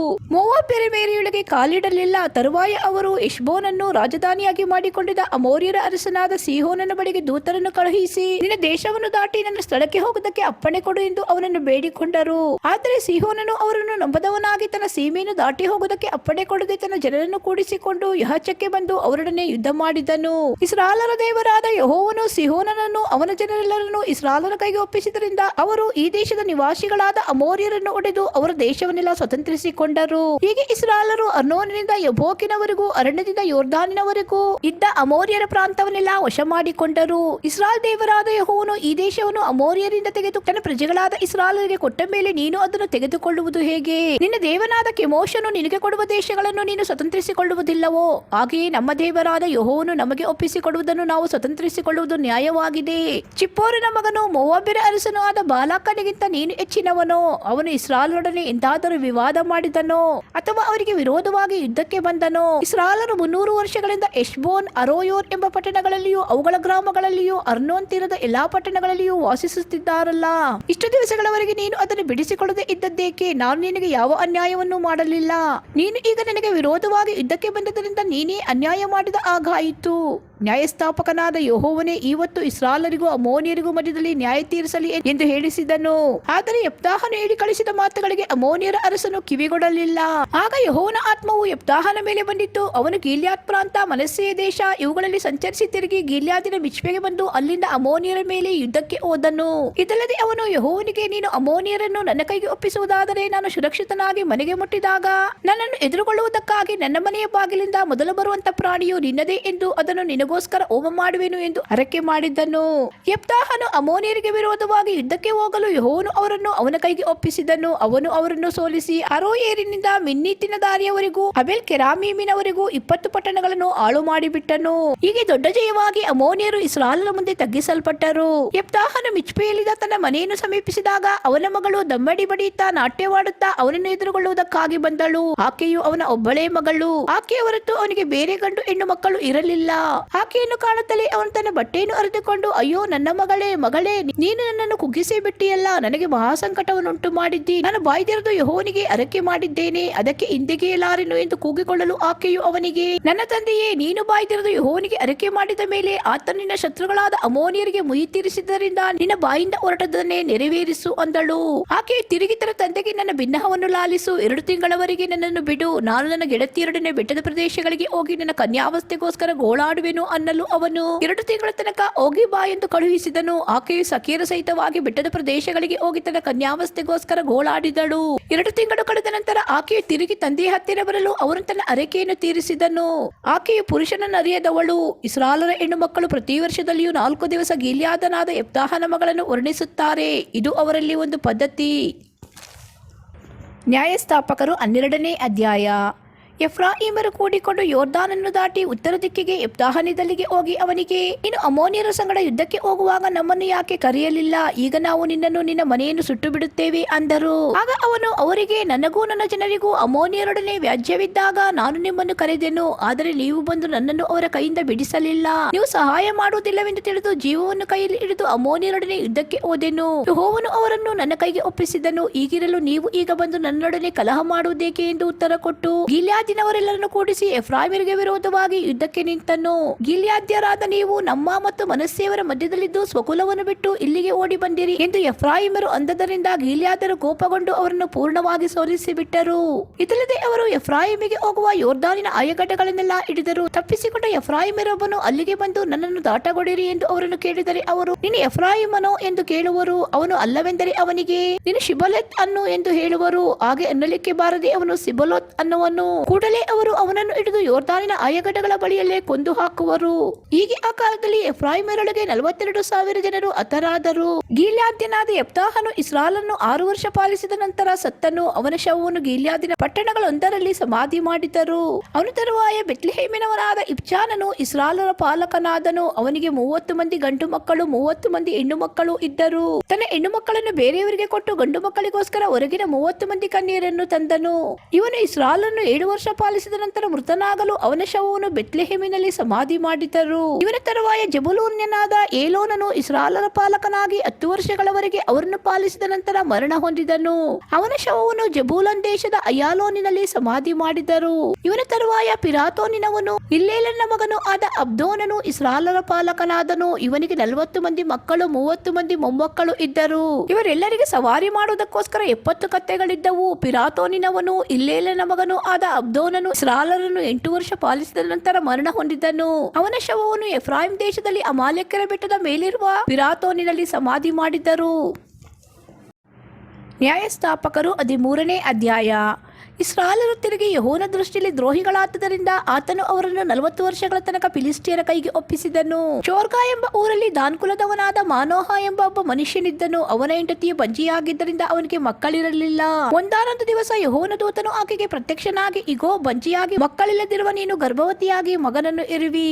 ಆದ್ದರಿಂದ ಜಾಗರೂಕತೆಯಿಂದಿರು. ದ್ರಾಕ್ಷಾರಸವನ್ನಾಗಲಿ ಬೇರೆ ಯಾವ ಮದ್ಯವನ್ನಾಗಲಿ ಕುಡಿಯದಿರು. ಯಾವ ನಿಷಿದ್ಧ ಪದಾರ್ಥವನ್ನು ಊಟ ಮಾಡದಿರು. ನೀನು ಗರ್ಭವತಿಯಾಗಿ ಇರುವ ಮಗನ ತಲೆಯ ಮೇಲೆ ಕ್ಷೌರದ ಕತ್ತಿಯನ್ನು ಉಪಯೋಗಿಸಲೇಬಾರದು. ಅವನು ಹುಟ್ಟಿದಂದಿನಿಂದ ದೇವರಿಗೆ ಪ್ರತಿಷ್ಠಿತನಾಗಿರುವನು. ಇಸ್ರಾಯೇಲರನ್ನು ಫಿಲಿಸ್ಟಿಯರ ಕೈಯಿಂದ ಬಿಡಿಸುವುದಕ್ಕೆ ಪ್ರಾರಂಭಿಸುವನು ಅಂದನು. ತರುವಾಯ ಆ ಸ್ತ್ರೀಯು ತನ್ನ ಗಂಡನ ಬಳಿಗೆ ಹೋಗಿ, ಒಬ್ಬ ದೇವ ಪುರುಷನು ನನ್ನ ಹತ್ತಿರ ಬಂದಿದ್ದನು. ಅವನ ರೂಪವು ದೇವದೂತನ ರೂಪದಂತಿದ್ದು ಭಯಂಕರನಾಗಿದ್ದನು. ನೀನು ಎಲ್ಲಿಂದ ಬಂದಿ ಎಂದು ನಾನು ಅವನನ್ನು ಕೇಳಲಿಲ್ಲ. ಅವನು ತನ್ನ ಹೆಸರನ್ನು ತಿಳಿಸಲಿಲ್ಲ. ಆದರೆ ನನಗೆ, ನೀನು ಗರ್ಭವತಿಯಾಗಿ ಮಗನನ್ನು ಹೆರುವಿ. ಆದ್ದರಿಂದ ನೀನು ದ್ರಾಕ್ಷಾರಸವನ್ನಾಗಲಿ ಬೇರೆ ಯಾವ ಮದ್ಯವನ್ನಾಗಲಿ ಕುಡಿಯದಿರು. ಯಾವ ನಿಷಿದ್ಧಾಹಾರವನ್ನು ಮುಟ್ಟಬೇಡ. ಆ ಹುಡುಗನು ಹುಟ್ಟಿದಂದಿನಿಂದ ಸಾಯುವವರಿಗೆ ದೇವರಿಗೆ ಪ್ರತಿಷ್ಠಿತನಾಗಿರುವನು ಎಂದು ಹೇಳಿದನು ಅಂದಳು. ಮಾನೋಹನು ಇದನ್ನು ಕೇಳಿ ಯೆಹೋವನಿಗೆ, ಸ್ವಾಮಿ ದಯವಿರಲಿ. ನೀನು ಕಳುಹಿಸಿದ ದೇವಪುರುಷನು ಇನ್ನೊಂದು ಸಾರಿ ನಮ್ಮ ಬಳಿಗೆ ಬಂದು ಹುಟ್ಟಲಿಕ್ಕಿರುವ ಮಗುವಿಗೋಸ್ಕರ ಮಾಡಬೇಕಾದದನ್ನು ನಮಗೆ ಬೋಧಿಸಲಿ ಎಂದು ಬೇಡಿಕೊಳ್ಳಲು ದೇವರು ಅವನ ಮೊರೆಯನ್ನು ಕೇಳಿದನು. ಆ ಸ್ತ್ರೀಯು ಹೊಲದಲ್ಲಿ ಕೂತಿರುವಾಗ ದೇವದೂತನು ತಿರುಗಿ ಬಂದನು. ಆಕೆಯ ಗಂಡನಾದ ಮಾನೋಹನು ಅಲ್ಲಿರಲಿಲ್ಲ. ಆದ್ದರಿಂದ ಆಕೆಯು ಬೇಗನೆ ಗಂಡನ ಬಳಿಗೆ ಹೋಗಿ, ಮೊನ್ನೆ ನನಗೆ ಪ್ರತ್ಯಕ್ಷನಾದ ಪುರುಷನು ತಿರುಗಿ ಬಂದಿದ್ದಾನೆಂದು ತಿಳಿಸಲು ಅವನೆದ್ದು ಹೆಂಡತಿಯೊಡನೆ ಬಂದು ಆ ಪುರುಷನಿಗೆ, ಮೊನ್ನೆ ಈ ಕೇಡನೆ ಮಾತಾಡಿದವನು ನೀನೋ ಎಂದು ಕೇಳಲು ಅವನು, ಹೌದು, ನಾನೇ ಅಂದನು. ಆಗ ಮಾನೋಹನು, ನೀನು ಹೇಳಿದ್ದು ನೆರವೇರಿದಾಗ ನಾವು ಆ ಮಗುವಿಗೋಸ್ಕರ ಮಾಡತಕ್ಕದ್ದೇನು? ಅವನನ್ನು ಹೇಗೆ ನಡೆಸತಕ್ಕದ್ದು ಎಂದು ಕೇಳಲು ಯೆಹೋವನ ದೂತನು ಮಾನೋಹನಿಗೆ, ನಾನು ಹೇಳಿದ್ದನ್ನೆಲ್ಲ ಈಕೆಯು ಜಾಗರೂಕತೆಯಿಂದ ಕೈಕೊಳ್ಳಲಿ. ದ್ರಾಕ್ಷಾಫಲವನ್ನು ತಿನ್ನದಿರಲಿ. ದ್ರಾಕ್ಷಾರಸವನ್ನಾಗಲಿ ಬೇರೆ ಯಾವ ಮದ್ಯವನ್ನಾಗಲಿ ಕುಡಿಯದಿರಲಿ. ನಿಷಿದ್ಧಾಹಾರವನ್ನು ಮುಟ್ಟದಿರಲಿ. ಹೀಗೆ ನಾನು ಆಜ್ಞಾಪಿಸಿದನ್ನೆಲ್ಲ ಕೈಕೊಳ್ಳಲಿ ಅಂದನು. ಮತ್ತು ಮಾನೋಹನು ಯೆಹೋವನ ದೂತನನ್ನು, ನಾವು ನಿನಗೋಸ್ಕರ ಒಂದು ಓತಮರಿಯನ್ನು ಪಕ್ವ ಮಾಡಿ ತರುವವರೆಗೂ ದಯವಿಟ್ಟು ಇಲ್ಲೇ ನಿಲ್ಲಬೇಕೆಂದು ಎಂದು ಬೇಡಿಕೊಳ್ಳಲು ಅವನು, ನೀನು ನನ್ನನ್ನು ನಿಲ್ಲಿಸಿಕೊಂಡರೂ ನಾನು ನಿನ್ನ ಆಹಾರವನ್ನು ಊಟ ಮಾಡುವುದಿಲ್ಲ. ಯಜ್ಞ ಮಾಡಬೇಕೆಂದು ನಿನಗೆ ಮನಸ್ಸಿದ್ದರೆ ಅದನ್ನು ಯೆಹೋವನಿಗೆ ಸಮರ್ಪಿಸು ಅಂದನು. ಅವನು ಯೆಹೋವನ ದೂತನೆಂಬುದು ಮಾನೋಹನಿಗೆ ಗೊತ್ತಿದ್ದಿಲ್ಲ. ಆದದರಿಂದ ಅವನು ಆ ದೂತನನ್ನು, ನೀನು ಹೇಳಿದ್ದು ನೆರವೇರಿದಾಗ ನಿನ್ನನ್ನು ಸನ್ಮಾನಿಸಬೇಕೆಂದಿರುತ್ತೇವೆ. ನಿನ್ನ ಹೆಸರೇನು ಎಂದು ಕೇಳಿದನು. ಯೆಹೋವನ ದೂತನು, ನನ್ನ ಹೆಸರನ್ನು ಕೇಳುವುದೇಕೆ? ಅದು ಆಶ್ಚರ್ಯಕರವಾದದ್ದು ಅಂದನು. ಮಾನೋಹನು ಹೋತಮರಿಯನ್ನು ದಾನದ್ರವ್ಯವನ್ನು ತಂದು ಬಂಡೆಯ ಮೇಲಿಟ್ಟು ಯೆಹೋವನಿಗೆ ಸಮರ್ಪಿಸಿದನು. ಮಾನೋಹನು ಅವನ ಹೆಂಡತಿಯು ನೋಡುತ್ತಿರುವಾಗಲೇ ಯೆಹೋವನ ದೂತನು ಆಶ್ಚರ್ಯವನ್ನು ನಡೆಸಿದನು. ಏನೆಂದರೆ ಅವನು ಯಜ್ಞವೇದಿಯಿಂದ ಆಕಾಶಕ್ಕೆ ಹೋಗುತ್ತಿರುವ ಅಗ್ನಿಜ್ವಾಲೆಯೊಳಗೆ ಮೇಲಕ್ಕೇರಿ ಹೋದನು. ಅವರು ಇದನ್ನು ನೋಡುತ್ತಲೇ ನೆಲದ ಮೇಲೆ ಬೋರಲು ಬಿದ್ದರು. ಯೆಹೋವನ ದೂತನು ಮಾನೋಹನಿಗೂ ಅವನ ಹೆಂಡತಿಗೂ ತಿರುಗಿ ಕಾಣಲಿಲ್ಲ. ಆಗ ಮಾನೋಹನು ಆತನು ಯೆಹೋವನ ದೂತನೆಂದು ತಿಳಿದು ತನ್ನ ಹೆಂಡತಿಗೆ, ನಾವು ಸಾಯಬೇಕು, ದೇವರನ್ನು ಕಣ್ಣಾರೆ ಕಂಡೆವಲ್ಲ ಅನ್ನಲು ಆಕೆಯು ಅವನಿಗೆ, ಯೆಹೋವನು ನಮ್ಮನ್ನು ಕೊಲ್ಲಬೇಕೆಂದಿದ್ದರೆ ಆತನು ನಮ್ಮ ಕೈಯಿಂದ ಯಜ್ಞವನ್ನು ನೈವೇದ್ಯವನ್ನು ಸ್ವೀಕರಿಸುತ್ತಿದ್ದಿಲ್ಲ. ಈಗ ಇವುಗಳನ್ನೆಲ್ಲ ನಮಗೆ ತೋರಿಸುತ್ತಿದ್ದಿಲ್ಲ, ಹೇಳುತ್ತಿದ್ದಿಲ್ಲ ಅಂದಳು. ಆ ಸ್ತ್ರೀಯು ಮಗನನ್ನು ಎತ್ತು ಅವನಿಗೆ ಸಂಸೋನನೆಂದು ಹೆಸರಿಟ್ಟಳು. ಹುಡುಗನು ದೊಡ್ಡವನಾದನು. ಯೆಹೋವನ ಆಶೀರ್ವಾದವು ಅವನ ಮೇಲಿತ್ತು. ಇದಲ್ಲದೆ ಅವನು ಚೋರ್ಗಕ್ಕೂ ಎಸ್ಟಾವೋಲಿಗೂ ಮಧ್ಯದಲ್ಲಿರುವ ದಾನ್ ಕುಲದ ಪಾಳೆಯದಲ್ಲಿದ್ದಾಗ ಯೆಹೋವನ ಆತ್ಮವು ಅವನನ್ನು ಪ್ರೇರೇಪಿಸ ಹತ್ತಿತು. ನ್ಯಾಯಸ್ಥಾಪಕರು 14ನೇ ಅಧ್ಯಾಯ.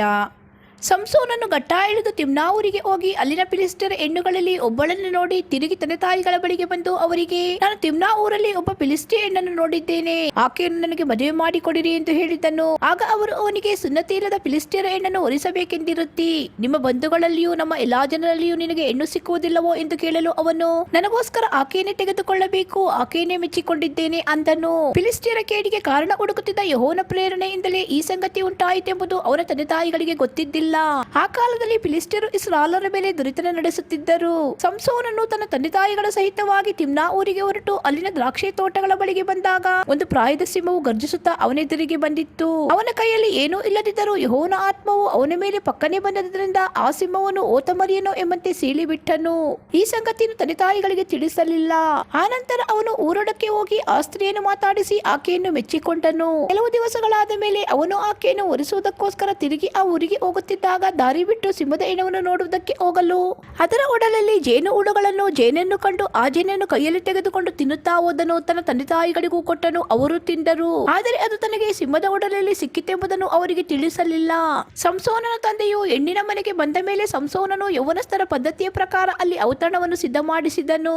ಅವರು ಅವನನ್ನು ನೋಡಿದಾಗ ತಮ್ಮಲ್ಲಿಂದ 30 ಮಂದಿಯನ್ನು ಆರಿಸಿ ಅವನ ಜೊತೆಯಲ್ಲಿರಿಸಿದರು. ಸಂಸೋನನು ಇವರಿಗೆ, ನಾನು ನಿಮಗೆ ಒಂದು ಒಗಟನ್ನು ಹೇಳುತ್ತೇನೆ. ನೀವು ಔತಣದ 7 ದಿನಗಳಲ್ಲಿಯೇ ಅದನ್ನು ಬಿಚ್ಚಿ ಅರ್ಥವನ್ನು ಹೇಳಿದರೆ ನಿಮಗೆ 30 ದುಪ್ಪಟ್ಟಿಗಳನ್ನು 30 ವಿಶೇಷ ವಸ್ತ್ರಗಳನ್ನು ಕೊಡುವೆನು. ನಿಮ್ಮಿಂದ ಆಗದೆ ಹೋದರೆ ನೀವು ನನಗೆ 30 ದುಪ್ಪಟ್ಟಿಗಳನ್ನು 30 ವಿಶೇಷ ವಸ್ತ್ರಗಳನ್ನು ಕೊಡಬೇಕು ಅನ್ನಲು ಅವರು ಅವನಿಗೆ, ನಿನ್ನ ಒಗಟನ್ನು ಹೇಳು, ಕೇಳೋಣ ಎಂದು ಹೇಳಿದರು. ಆಗ ಅವನು, ತಿಂದು ಬಿಡುವಂತದ್ದರಿಂದ ತಿನ್ನತಕ್ಕದ್ದು ದೊರಕಿತು, ಕ್ರೂರವಾದದರಿಂದ ಮಧುರವಾದದ್ದು ಸಿಕ್ಕಿತು ಎಂದು ಹೇಳಿದನು. 3 ದಿನಗಳಾದರೂ ಅವರು ಅದನ್ನು ಬಿಚ್ಚಲಾರದೆ ಹೋದರು. ಅವರು 7ನೇ ದಿನದಲ್ಲಿ ಸಂಸೋನನ ಹೆಂಡತಿಗೆ, ನಿನ್ನ ಗಂಡನನ್ನು ಮರಳುಗೊಳಿಸಿ ಅವನಿಂದ ಒಗಟಿನ ಅರ್ಥವನ್ನು ತಿಳಿದುಕೋ, ಇಲ್ಲವಾದರೆ ನಾವು ನಿನ್ನನ್ನು ನಿನ್ನ ತಂದೆಯ ಮನೆಯವರನ್ನು ಬೆಂಕಿಯಿಂದ ಸುಟ್ಟು ಬಿಡುವೆವು. ನಮಗಿರುವುದೆಲ್ಲವನ್ನು ಕಸಕೊಳ್ಳುವುದಕ್ಕೆ ನಮ್ಮನ್ನು ಇಲ್ಲಿಗೆ ಕರೆಸಿದ್ದಿರೋ ಅಂದರು. ಆಕೆ ಸಂಸೋನನ ಮುಂದೆ ಅಳುತ್ತಾ, ನೀನು ನನ್ನನ್ನು ಪ್ರೀತಿಸುವುದಿಲ್ಲ, ದ್ವೇಷಿಸುತ್ತೀಯಷ್ಟೇ. ನನ್ನ ಜನರಿಗೆ ಒಗಟನ್ನು ಹೇಳಿದಿ, ಅದರ ಅರ್ಥವನ್ನು ನನಗೆ ತಿಳಿಸಲಿಲ್ಲವಲ್ಲ ಎಂದು ತೊಂದರೆ ಪಡಿಸಿದಳು. ಅವನು ಆಕೆಗೆ, ಅದನ್ನು ನನ್ನ ತಂದೆ ತಾಯಿಗಳಿಗೆ ಹೇಳಲಿಲ್ಲ, ನಿನಗೆ ಹೇಳುವೆನೋ ಎಂದು ಉತ್ತರ ಕೊಟ್ಟನು. ಆಕೆಯು ಔತಣದ 7 ದಿನಗಳಲ್ಲಿಯೂ ಅವನ ಮುಂದೆ ಅಳುತ್ತಿದ್ದಳು. 7ನೇ ದಿನದಲ್ಲಿ ಆಕೆಯು ಬಹಳವಾಗಿ ಪೀಡಿಸಿದ್ದರಿಂದ ಅವನು ಹೇಳಿಬಿಟ್ಟನು. ಆಕೆಯು ಒಗಟಿನ ಅರ್ಥವನ್ನು ತನ್ನ ಜನರಿಗೆ ತಿಳಿಸಿದಳು.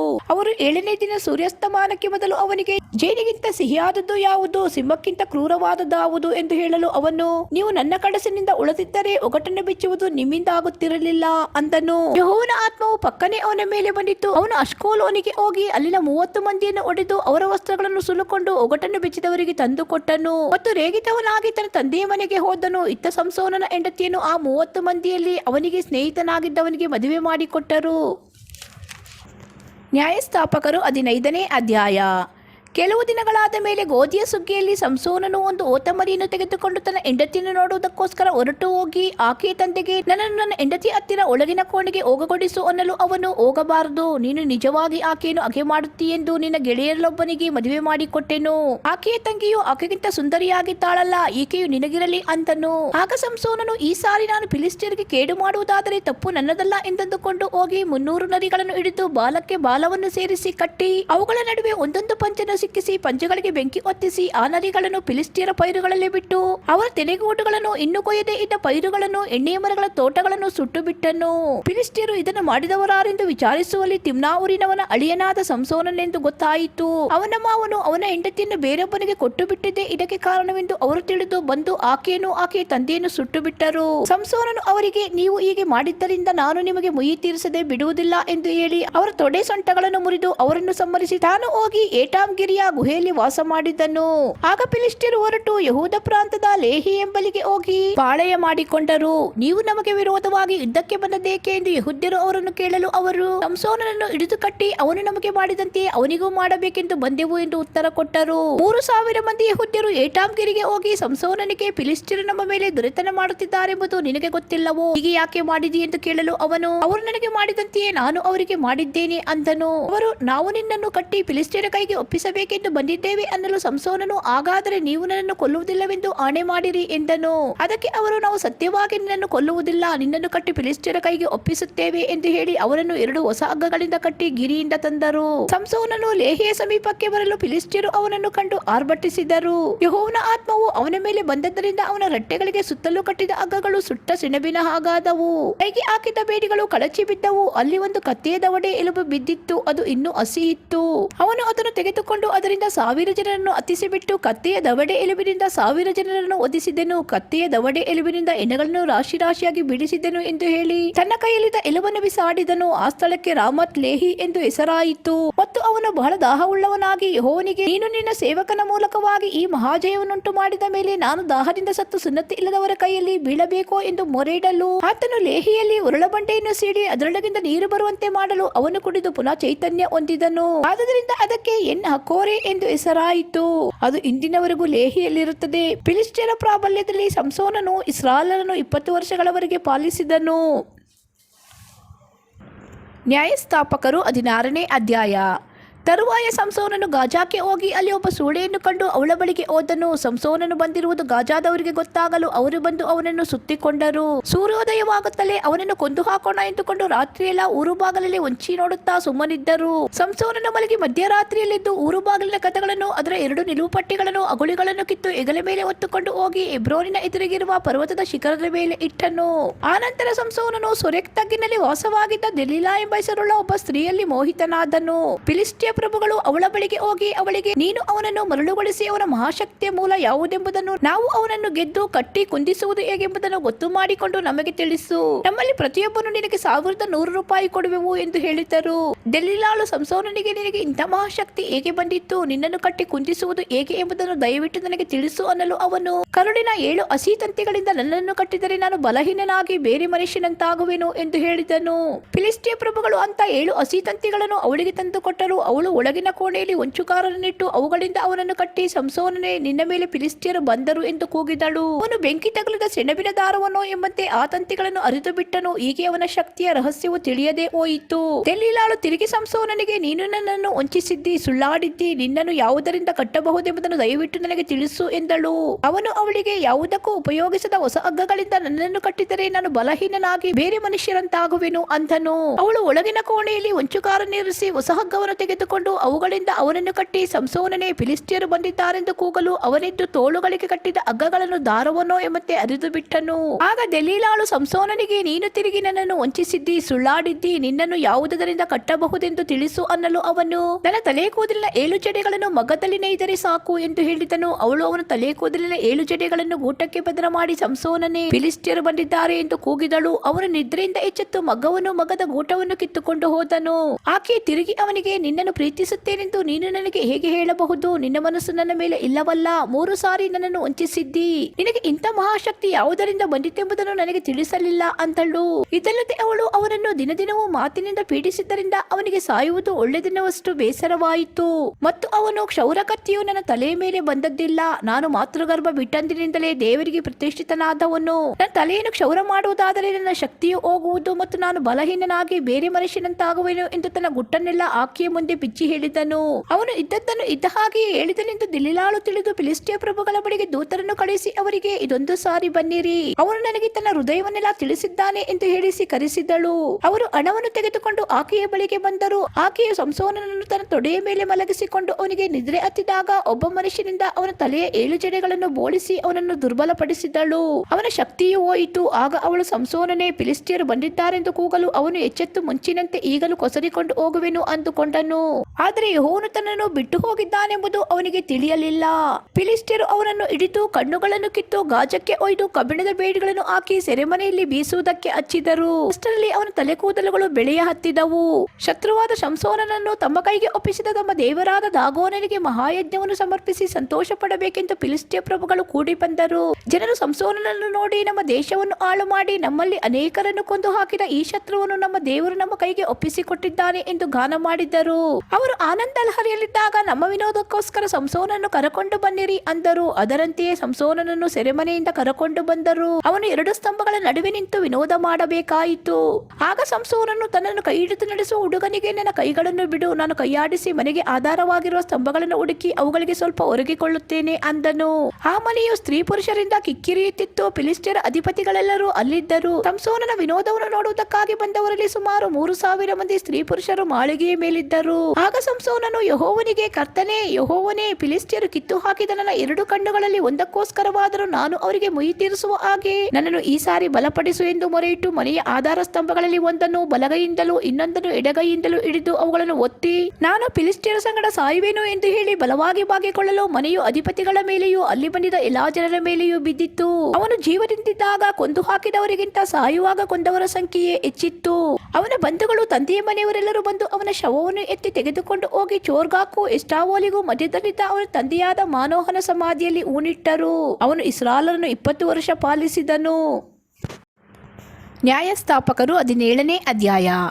ಎಫ್ರಾಯಿಂ ಬೆಟ್ಟದ ಸೀಮೆಯಲ್ಲಿ ಮೀಕಾನೆಂಬೊಬ್ಬ ಮನುಷ್ಯನಿದ್ದನು. ಅವನು ಒಂದಾನೊಂದು ದಿವಸ ತನ್ನ ತಾಯಿಗೆ, ಅಮ್ಮ, ಕಳವಾಗಿದ್ದ ನಿನ್ನ 1,100 ರೂಪಾಯಿಗಳಿಗೋಸ್ಕರ ನೀನು ನನಗೆ ಕೇಳಿಸುವಂತೆ ಶಪಿಸಿದ್ದೀಯಲ್ಲ, ಇಗೋ ಆ ರೂಪಾಯಿಗಳು ನನ್ನ ಹತ್ತಿರ ಇವೆ, ನಾನು ತೆಗೆದುಕೊಂಡಿದ್ದೇನು ಎಂದು ಹೇಳಲು ಆಕೆಯು, ನನ್ನ ಮಗನೇ, ಯೆಹೋವನು ನಿನ್ನನ್ನು ಆಶೀರ್ವದಿಸಲಿ ಅಂದಳು. ಅವನು ಆ 1,100 ರೂಪಾಯಿಗಳನ್ನು ತನ್ನ ತಾಯಿಗೆ ಹಿಂದಕ್ಕೆ ಕೊಡಲು ಆಕೆಯು, ನನ್ನ ಮಗನಿಗೆ ಹಿತವಾಗಲೆಂದು ಈ ಹಣವನ್ನು ಯೆಹೋವನಿಗೆ ಹರಕೆ ಮಾಡಿದ್ದೇನೆ, ಇದರಿಂದ ಒಂದು ಎರಕದ ವಿಗ್ರಹವನ್ನು ಮಾಡಿಸಿ ನಿನ್ನ ವಶಕ್ಕೆ ಕೊಡುವೆನು ಎಂದು ಹೇಳಿ ಮಗನು ಹಿಂದಕ್ಕೆ ಕೊಟ್ಟ ರೂಪಾಯಿಗಳಲ್ಲಿ 200 ರೂಪಾಯಿಗಳನ್ನು ತೆಗೆದು ಅಕ್ಕಸಾಲಿಗರಿಗೆ ಕೊಟ್ಟಳು. ಅವನು ಅವುಗಳಿಂದ ಕೆತ್ತನೆಯ ಮತ್ತು ಎರಕದ ವಿಗ್ರಹಗಳನ್ನು ಮಾಡಿಕೊಟ್ಟನು. ಮೀಕನು ಅದನ್ನು ತನ್ನ ಮನೆಯಲ್ಲಿಟ್ಟುಕೊಂಡನು. ಈ ಮೀಕನು ಏಫೋದನ್ನು ವಿಗ್ರಹಗಳನ್ನು ಮಾಡಿಸಿ ಅವುಗಳನ್ನು ತಾನು ಕಟ್ಟಿಸಿದ ದೇವಸ್ಥಾನದಲ್ಲಿಟ್ಟು ತನ್ನ ಕುಮಾರರಲ್ಲೊಬ್ಬನನ್ನು ಅರ್ಚಕ ಸೇವೆಗೆ ಪ್ರತಿಷ್ಠಿಸಿದನು. ಆ ಕಾಲದಲ್ಲಿ ಇಸ್ರಾಯೇಲರೊಳಗೆ ಅರಸನಿರಲಿಲ್ಲ. ಪ್ರತಿಯೊಬ್ಬನು ಮನಸ್ಸಿಗೆ ಬಂದ ಹಾಗೆಯೇ ನಡೆಯುತ್ತಿದ್ದನು. ಯಹೂದದ ಬೆತ್ಲೆಹೇಮಿನವನು, ಯಹೂದ ಕುಲದವನು ಆಗಿದ್ದ ಒಬ್ಬ ಯೌವನಸ್ಥನಾದ ಲೇವಿಯು ಉಪಜೀವನಕ್ಕೆ ಅನುಕೂಲವಾಗುವಲ್ಲಿ ವಾಸಿಸಬೇಕೆಂದು ಸ್ವಂತ ಊರನ್ನು ಬಿಟ್ಟು ಪ್ರಯಾಣ ಮಾಡುತ್ತಾ ಎಫ್ರಾಯಿಂ ಬೆಟ್ಟದ ಸೀಮೆಯಲ್ಲಿದ್ದ ಮೀಕನ ಮನೆಗೆ ಬಂದನು. ನೀನು ಎಲ್ಲಿಂದ ಬಂದಿ ಎಂದು ಮೀಕನು ಅವನನ್ನು ಕೇಳಲು ಅವನು, ನಾನು ಯಹೂದದ ಬೆತ್ಲೆಹೇಮಿನವನಾದ ಲೇವಿಯನು, ಉಪಜೀವನಕ್ಕೆ ಅನುಕೂಲವಾಗುವಲ್ಲಿ ವಾಸಿಸಬೇಕೆಂದು ಹೊರಟಿದ್ದೇನೆ ಎಂದು ಉತ್ತರ ಕೊಟ್ಟನು. ಮೀಕನು ಅವನಿಗೆ, ನೀನು ನಮ್ಮಲ್ಲಿರು, ನಮಗೆ ತಂದೆಯೂ ಯಾಜಕನು ಆಗು, ನಿನಗೆ ವರ್ಷಕ್ಕೆ 10 ರೂಪಾಯಿಗಳನ್ನು, 1 ದುಸ್ತು ಬಟ್ಟೆಯನ್ನು, ಆಹಾರವನ್ನು ಕೊಡುತ್ತೇನೆ ಅನ್ನಲು ಆ ಲೇವಿಯನು ಒಪ್ಪಿಕೊಂಡು ಅಲ್ಲೇ ವಾಸ ಮಾಡಿದನು. ಹೀಗೆ ಆ ಯೌವನಸ್ಥನು ಅವನ ಮಕ್ಕಳಲ್ಲೊಬ್ಬನಂತಾದನು. ಮೀಕನು ಯೌವನಸ್ಥನಾದ ಆ ಲೇವಿಯನನ್ನು ಯಾಜಕ ಸೇವೆಗೋಸ್ಕರ ಪ್ರತಿಷ್ಠಿಸಿ ತನ್ನ ಮನೆಯಲ್ಲಿಟ್ಟುಕೊಂಡು, ಒಬ್ಬ ಲೇವಿಯು ನನ್ನ ಮನೆಯಲ್ಲಿ ಯಾಜಕನಾಗಿರುವುದರಿಂದ ಯೆಹೋವನು ನನ್ನನ್ನು ಆಶೀರ್ವದಿಸುವನೆಂದು ಬಲ್ಲೆನು ಅಂದುಕೊಂಡನು. ನ್ಯಾಯಸ್ಥಾಪಕರು 18ನೇ ಅಧ್ಯಾಯ. ಆ ಕಾಲದಲ್ಲಿ ಇಸ್ರಾಯೇಲರೊಳಗೆ ಅರಸನಿರಲಿಲ್ಲ. ದಾನ್ ಕುಲದವರಿಗೆ ಅವರಿಗೂ ಇಸ್ರಾಯೇಲರಲ್ಲಿ ಸ್ವಾಸ್ಥ್ಯವು ಸಿಕ್ಕದ್ದರಿಂದ ಅವರು ತಮಗೋಸ್ಕರ ವಾಸಸ್ಥಳವನ್ನು ಹುಡುಕುತ್ತಿದ್ದರು. ಮತ್ತು ಅವರು ಚೋರ್ಗಾ, ಎಸ್ಟಾವೋಲ್ ಎಂಬ ಊರುಗಳಿಂದ ತಮ್ಮ ಕುಲದಲ್ಲಿ 5 ಮಂದಿ ಪರಾಕ್ರಮಶಾಲಿಗಳಾದ ಗೂಢಚಾರರನ್ನು ಆರಿಸಿ ಅವರಿಗೆ, ನೀವು ಹೋಗಿ ಲಯಿಷ್ ದೇಶವನ್ನು ಸಂಚರಿಸಿ ನೋಡಿರಿ ಎಂದು ಆಜ್ಞಾಪಿಸಿ ಕಳುಹಿಸಿದರು. ಇವರು ಪ್ರಯಾಣ ಮಾಡುತ್ತಾ ಎಫ್ರಾಯಿಂ ಬೆಟ್ಟದ ಸೀಮೆಯಲ್ಲಿದ್ದ ಮೀಕನ ಮನೆಗೆ ಬಂದು ಇಳುಕೊಂಡರು. ಇವರು ಮೀಕನ ಮನೆಯ ಹತ್ತಿರದಲ್ಲಿ ಆ ಯೌವನಸ್ಥನಾದ ಲೇವಿಯನು ಮಾತಾಡುವುದನ್ನು ಕೇಳಿ ಕುರಿತು ಹಿಡಿದು ಅವನ ಬಳಿಗೆ ಹೋಗಿ, ನಿನ್ನನ್ನು ಇಲ್ಲಿಗೆ ಕರೆತಂದವರಾರು, ಇಲ್ಲಿ ಏನು ಕೆಲಸ ಮಾಡುತ್ತಿ, ಏನು ಸಿಕ್ಕುತ್ತದೆ ಎಂದು ಅವನನ್ನು ಕೇಳಲು ಅವನು, ಮೀಕನು ತನಗೆ ಇಂತಿಂತವುಗಳನ್ನು ಸಂಬಳವಾಗಿ ಕೊಡುತ್ತಾನೆಂದು ತಾನು ಅವನ ಯಾಜಕನಾಗಿದ್ದೇನೆಂದು ಹೇಳಿದನು. ಆಗ ಅವರು ಅವನಿಗೆ, ದಯವಿಟ್ಟು ನಮ್ಮ ಪ್ರಯಾಣವು ಸಫಲವಾಗುವುದೋ ಇಲ್ಲವೋ ಎಂಬುದನ್ನು ದೇವರ ಸನ್ನಿಧಿಯಲ್ಲಿ ವಿಚಾರಿಸು ಎಂದು ಬೇಡಿಕೊಳ್ಳಲು ಅವನು, ಸಮಾಧಾನದಿಂದ ಹೋಗಿರಿ, ಯೆಹೋವನು ನಿಮ್ಮ ಪ್ರಯಾಣವನ್ನು ಕಟಾಕ್ಷಿಸುವನು ಅಂತನು. ಆ 5 ಮಂದಿ ಹೊರಟು ಲಯಿಷಿಗೆ ಬಂದು ಅಲ್ಲಿನ ಜನರು ನಿರ್ಭಯರಾಗಿ ಚೀದೋನ್ಯರಂತೆ ಸುಖ ಸಮಾಧಾನಗಳಿಂದ ಜೀವಿಸುತ್ತಾರೆ. ಅವರನ್ನು ತಗ್ಗಿಸುವ ಅಧಿಕಾರಿಗಳು ದೇಶದಲ್ಲಿಲ್ಲ. ಅವರು ಚೀದೋನ್ಯರಿಗೆ ದೂರವಾಗಿದ್ದು ಯಾರೊಡನೆಯೂ ಬಳಕೆ ಇಲ್ಲದವರು ಎಂಬುದರ ಎಂಬುದನ್ನು ತಿಳಿದುಕೊಂಡು ಹಿಂದಿರುಗಿ ಚೋರ್ಗಾ ಎಸ್ಟಾವೋಲ್ ಎಂಬ ಊರುಗಳಲ್ಲಿರುವ ತಮ್ಮ ಬಂಧುಗಳ ಬಳಿಗೆ ಬಂದರು. ಅವರ ಬಂಧುಗಳು, ನೀವು ಯಾವ ವರ್ತಮಾನ ತಂದಿದ್ದೀರಿ ಎಂದು ಅವರನ್ನು ಕೇಳಲು ಅವರು, ಹೇಳಿರಿ, ಅವರಿಗೆ ವಿರೋಧವಾಗಿ ಯುದ್ಧಕ್ಕೆ ಹೋಗೋಣ. ನಾವು ಆ ದೇಶವನ್ನು ನೋಡಿದ್ದೆವು, ಅದು ಬಹು ಉತ್ತಮ ದೇಶ. ನೀವು ಸುಮ್ಮನೆ ಕೂತುಕೊಳ್ಳುವುದೇಕೆ? ತಡ ಮಾಡದೆ ಹೊರಡಿರಿ, ಆ ದೇಶವನ್ನು ಸ್ವತಂತ್ರಿಸಿಕೊಳ್ಳೋಣ. ನೀವು ಅಲ್ಲಿಗೆ ಹೋಗುವುದಾದರೆ ಅಲ್ಲಿನ ಜನರು ನಿರ್ಭಯದಿಂದ ಜೀವಿಸುವವರೆಂದು, ಅವರ ದೇಶವು ಬಹು ವಿಸ್ತಾರವಾಗಿದೆ ಎಂದು ತಿಳಿದುಕೊಳ್ಳುವಿರಿ. ದೇವರು ಅದನ್ನು ನಿಮ್ಮ ಕೈಗೆ ಒಪ್ಪಿಸಿದ್ದಾನೆ, ಅದರಲ್ಲಿ ದೊರಕದಿರುವ ಪದಾರ್ಥಗಳು ಲೋಕದಲ್ಲೇ ಇಲ್ಲ ಅಂದರು. ಆಗ ಚೋರ್ಗಾ ಎಸ್ಟಾವೋಲ್ ಊರುಗಳಿಂದ 600 ಮಂದಿ ದಾನ್ಕುಲದವರು ಯುದ್ಧ ಸನ್ನದ್ಧರಾಗಿ ಹೊರಟು ಗಡ್ಡ ಹತ್ತಿ ಯೆಹೂದದ ಕಿರ್ಯತಾರ್ಮಿನ ಬಳಿಯಲ್ಲಿ ಇಳುಕೊಂಡರು. ಆದುದರಿಂದ ಆ ಸ್ಥಳಕ್ಕೆ ಇಂದಿನವರೆಗೂ ಧಾನ್ಯರ ಪಾಳೆಯವೆಂಬ ಹೆಸರಿದೆ. ಅದು ಕಿರ್ಯತಾರ್ಮಿನ ಪಶ್ಚಿಮದಲ್ಲಿರುತ್ತದೆ. ಅವರು ಅಲ್ಲಿಂದ ಮುಂದೆ ಪ್ರಯಾಣ ಮಾಡಿ ಎಫ್ರಾಯಿಂ ಪರ್ವತ ಪ್ರದೇಶದಲ್ಲಿದ್ದ ಮೀಕನ ಮನೆಯ ಹತ್ತಿರ ಬಂದರು. ಆಗ ಲಹೀಶ್ ದೇಶವನ್ನು ಸಂಚರಿಸಿ ನೋಡುವುದಕ್ಕೆ ಹೋಗಿದ್ದ 5 ಮಂದಿ ತಮ್ಮ ಬಂಧುಗಳಿಗೆ, ಈ ಗ್ರಾಮದಲ್ಲಿ ಒಂದು ಏಫೋದು, ದೇವತಾ ಪ್ರತಿಮೆಗಳು, ಕೆತ್ತನೆಯ ಮತ್ತು ಎರಕದ ವಿಗ್ರಹಗಳು ಇರುತ್ತವೆಂಬುದು ನಿಮಗೆ ಗೊತ್ತುಂಟೋ? ಈ ವಿಷಯದಲ್ಲಿ ಏನು ಮಾಡಬೇಕೆಂಬುದನ್ನು ಆಲೋಚಿಸಿರಿ ಎಂದು ಹೇಳಿ ತಾವು ಅಲ್ಲಿಂದ ಮೀಕನ ಮನೆಯಲ್ಲಿದ್ದ ಆ ಯವನಸ್ಥನಾದ ಲೇವಿಯನ ಬಳಿಗೆ ಬಂದು ಅವನ ಕ್ಷೇಮ ಸಮಾಚಾರವನ್ನು ವಿಚಾರಿಸ ಹತ್ತಿದರು. ಇಷ್ಟರಲ್ಲಿ ಯುದ್ಧ ಸನ್ನದ್ಧರಾದ 600 ಮಂದಿ ದಾನ್ಯರು ಬಂದು ಬಾಗಿಲಲ್ಲಿ ನಿಂತರು. ಯಾಜಕನ ಬಂದು ಇವರೊಡನೆ ಬಾಗಿಲಲ್ಲಿ ನಿಂತಿದ್ದಾಗ ಆ 5 ಮಂದಿ ಮನೆಯನ್ನು ಹೊಕ್ಕು ಕೆತ್ತನೆಯ ಮತ್ತು ಎರಕದ ವಿಗ್ರಹಗಳನ್ನು, ಏಫೋದನ್ನು, ದೇವತಾ ಪ್ರತಿಮೆಗಳನ್ನು ತೆಗೆದುಕೊಂಡರು. ಅವರು ಮೀಕನ ಮನೆಯನ್ನು ಹೊಕ್ಕು ಅವುಗಳನ್ನು ತೆಗೆದುಕೊಂಡು ಬರುವಾಗ ಯಾಜಕನು ಕಂಡು ಅವರಿಗೆ, ನೀವು ಮಾಡಿದ್ದೇನು ಅಂದನು. ಅವರು ಅವನಿಗೆ, ಸುಮ್ಮನಿರು, ಬಾಯಿ ಮುಚ್ಚು, ನಮ್ಮ ಜೊತೆಯಲ್ಲಿ ಒಂದು ನಮಗೆ ತಂದೆಯೂ ಯಾಜಕನೂ ಆಗಿರು. ಒಂದು ಮನೆಗೆ ಯಾಜಕನಾಗಿರುವುದು ಉತ್ತಮವೋ, ಅಥವಾ ಇಸ್ರಾಯೇಲರ ಒಂದು ಕುಲಕ್ಕೂ ಗೋತ್ರಕ್ಕೂ ಯಾಜಕನಾಗಿರುವುದು ಉತ್ತಮವೋ ಅಂದರು. ಯಾಜಕನ ಈ ಮಾತನ್ನು ಕೇಳಿ ಸಂತೋಷಪಟ್ಟು ಏಫೋದನ್ನು, ದೇವತಾ ಪ್ರತಿಮೆಗಳನ್ನು, ಕೆತ್ತನೆಯ ವಿಗ್ರಹವನ್ನು ತೆಗೆದುಕೊಂಡು ಅವರ ಬಳಿಗೆ ಬಂದನು. ತರುವಾಯ ಅವರು ತಮ್ಮ ಹೆಂಡರು, ಮಕ್ಕಳು, ಕುರಿದನ ಮೊದಲಾದ ಸೊತ್ತನ್ನು ಮುಂದಾಗಿ ಕಳುಹಿಸಿ ತಾವು ಇಂದಿನಿಂದ ಹೊರಟರು. ಅವರು ಮೀಕನ ಮನೆಗೆ ದೂರವಾದ ಮೇಲೆ ಮೀಕನು ಅವನ ನೆರೆಹೊರೆಯವರೆಲ್ಲರೂ ದಾನ್ಯರನ್ನು ಹಿಂದಟ್ಟಿ ಅವರ ಸಮೀಪಕ್ಕೆ ಹೋಗಿ ಅವರನ್ನು ಕೂಗಿದರು. ದಾನ್ಯರು ಹಿಂತಿರುಗಿ ನೋಡಿ ಮೀಕನಿಗೆ, ನಿನಗೇನಾಯಿತು? ಗುಂಪನ್ನು ಕೂಡಿಸಿಕೊಂಡು ಬಂದದ್ದೇಕೆ ಎಂದು ಕೇಳಲು ಅವನು, ನೀವು ಯಾಜಕನನ್ನು ನಾನು ಮಾಡಿಸಿಕೊಂಡ ದೇವರುಗಳನ್ನು ಅಪಹರಿಸಿಕೊಂಡಿದ್ದೀರಿ. ನನಗೆ ಇನ್ನೇನಿದೆ? ಈಗಿರಲಾಗಿ ನಿನಗೇನಾಯಿತೆಂದು ನೀವು ನನ್ನನ್ನು ಕೇಳುವುದು ಹೇಗೆ ಅಂದನು. ದಾನ್ಯರು ಅವನಿಗೆ, ನಮ್ಮಲ್ಲಿ ಕೆಲವರು ಸಿಟ್ಟಿನವರಿದ್ದಾರೆ. ಅವರು ನಿಮ್ಮ ಮೇಲೆ ಬಿದ್ದರೆ ನೀನು ನಿನ್ನ ಮನೆಯವರು ಪ್ರಾಣ ನಷ್ಟಪಟ್ಟಿರಿ. ಅದರಿಂದ ಬಾಯಿ ಮುಚ್ಚಿಕೊಂಡು ಹೋಗು ಎಂದು ಹೇಳಿ ಮುಂದೆ ನಡೆದರು. ಅವರು ತನಗಿಂತ ಬಲಿಷ್ಠರೆಂದು ಮೀಕನು ತಿಳಿದು ಹಿಂತಿರುಗಿ ಮನೆಗೆ ಹೋದನು. ದಾನ್ಯರು ಮೀಕನು ಮಾಡಿಸಿದ ವಿಗ್ರಹಗಳನ್ನು, ಅವನ ಯಾಜಕನನ್ನು ಅಪಹರಿಸಿಕೊಂಡು ಲಹೀಶಿಗೆ ಹೋಗಿ ಸುಖದಿಂದಲೂ ನಿರ್ಭಯದಿಂದಲೂ ವಾಸವಾಗಿದ್ದ ಅಲ್ಲಿನ ಜನರ ಮೇಲೆ ಬಿದ್ದು ಅವರನ್ನು ಕತ್ತಿಯಿಂದ ಸಂಹರಿಸಿ ಅವರ ಪಟ್ಟಣವನ್ನು ಸುಟ್ಟು ಬಿಟ್ಟರು. ಆ ಪಟ್ಟಣವು ಚೀದೋನಿಗೆ ದೂರವಾಗಿದ್ದರಿಂದಲೂ ಸಮೀಪದಲ್ಲಿ ಪರಿಚಯಸ್ಥರಾರು ಇಲ್ಲದರಿಂದಲೂ ಅವರಿಗೆ ಸಹಾಯ ದೊರೆಯಲಿಲ್ಲ. ಬೆತ್ರೆಹೋಬಿನ ತಗ್ಗಿನಲ್ಲಿದ್ದ ಈ ಪಟ್ಟಣವನ್ನು ದಾನ್ಯರು ತಿರುಗಿ ಕಟ್ಟಿಸಿ ಅದರಲ್ಲಿ ವಾಸಿಸಿದರು. ಮುಂಚೆ ಲಹೀಶ್ ಎಂಬ ಹೆಸರಿದ್ದ ಆ ಪಟ್ಟಣಕ್ಕೆ ಈಗ ದಾನ್ ಎಂದು ಹೆಸರಿಟ್ಟರು. ದಾನ್ ಎಂಬುದು ಇವರ ಮೂಲ ಪುರುಷನು ಇಸ್ರಾಯೇಲನ ಮಗನು ಆದವನ ಹೆಸರು. ಇದಲ್ಲದೆ ದಾನ್ಯರು ಆ ವಿಗ್ರಹವನ್ನು ತಮ್ಮ ಪಟ್ಟಣದಲ್ಲಿಟ್ಟರು. ಇಸ್ರಾಯೇಲರು ಸೆರೆಗೆ ಹೋಗುವವರೆಗೆ ಮೋಶೆಯ ಮೊಮ್ಮಗನು ಗೆರ್ಷೋಮನ ಮಗನು ಆದ ಯೆಹೋನಾಥಾನನು ಅವನ ವಂಶದವರು ದಾನ್ಯರಿಗೆ ಯಾಜಕರಾಗಿದ್ದರು. ಶಿಲೋವಿನಲ್ಲಿ ದೇವಸ್ಥಾನವಿದ್ದ ಕಾಲದಲ್ಲೆಲ್ಲ ದಾನ್ಯರಲ್ಲಿ ಮೀಕನು ಮಾಡಿಸಿದ ವಿಗ್ರಹವಿತ್ತು. ನ್ಯಾಯಸ್ಥಾಪಕರು 19ನೇ ಅಧ್ಯಾಯ. ಆ ಕಾಲದಲ್ಲಿ ಇಸ್ರಾಯೇಲರೊಳಗೆ ಅರಸನಿರಲಿಲ್ಲ. ಎಫ್ರಾಯಿಂ ಪರ್ವತ ಪ್ರದೇಶದ ಒಂದು ಮೂಲೆಯಲ್ಲಿ ಒಬ್ಬಾನೊಬ್ಬ ಲೇವಿಯನು ಪ್ರವಾಸಿಯಾಗಿದ್ದನು. ಯೆಹೂದದ ಬೆತ್ಲೆಹೇಮಿನವಳಾದ ಒಬ್ಬ ಸ್ತ್ರೀಯು ಅವನಿಗೆ ಉಪಪತ್ನಿಯಾಗಿದ್ದಳು. ಈಕೆಯು ಇವನನ್ನು ಬಿಟ್ಟು ಜಾರತ್ವ ಮಾಡಿ ಯೆಹೂದದ ಬೆತ್ಲೆಹೇಮಿನಲ್ಲಿದ್ದ ತನ್ನ ತವರು ಮನೆಗೆ ಹೋಗಿ ಅಲ್ಲಿ 4 ತಿಂಗಳು ಇದ್ದಳು. ಆನಂತರ ಆಕೆಯ ಗಂಡನಾದ ಆ ಲೇವಿಯನು ಆಕೆಯನ್ನು ಪ್ರೀತಿಯಿಂದ ಮಾತಾಡಿಸಿ ತಿರುಗಿ ಮನೆಗೆ ಕರೆತರಬೇಕೆಂದು ಒಬ್ಬ ಸೇವಕನನ್ನು 2 ಕತ್ತೆಗಳನ್ನು ತೆಗೆದುಕೊಂಡು ಅಲ್ಲಿಗೆ ಹೋದನು. ಆಕೆಯು ಅವನನ್ನು ತನ್ನ ತವರು ಮನೆಯಲ್ಲಿ ಸೇರಿಸಿಕೊಂಡಳು. ಆಕೆಯ ತಂದೆಯು ಅವನನ್ನು ನೋಡಿ ಸಂತೋಷಪಟ್ಟನು.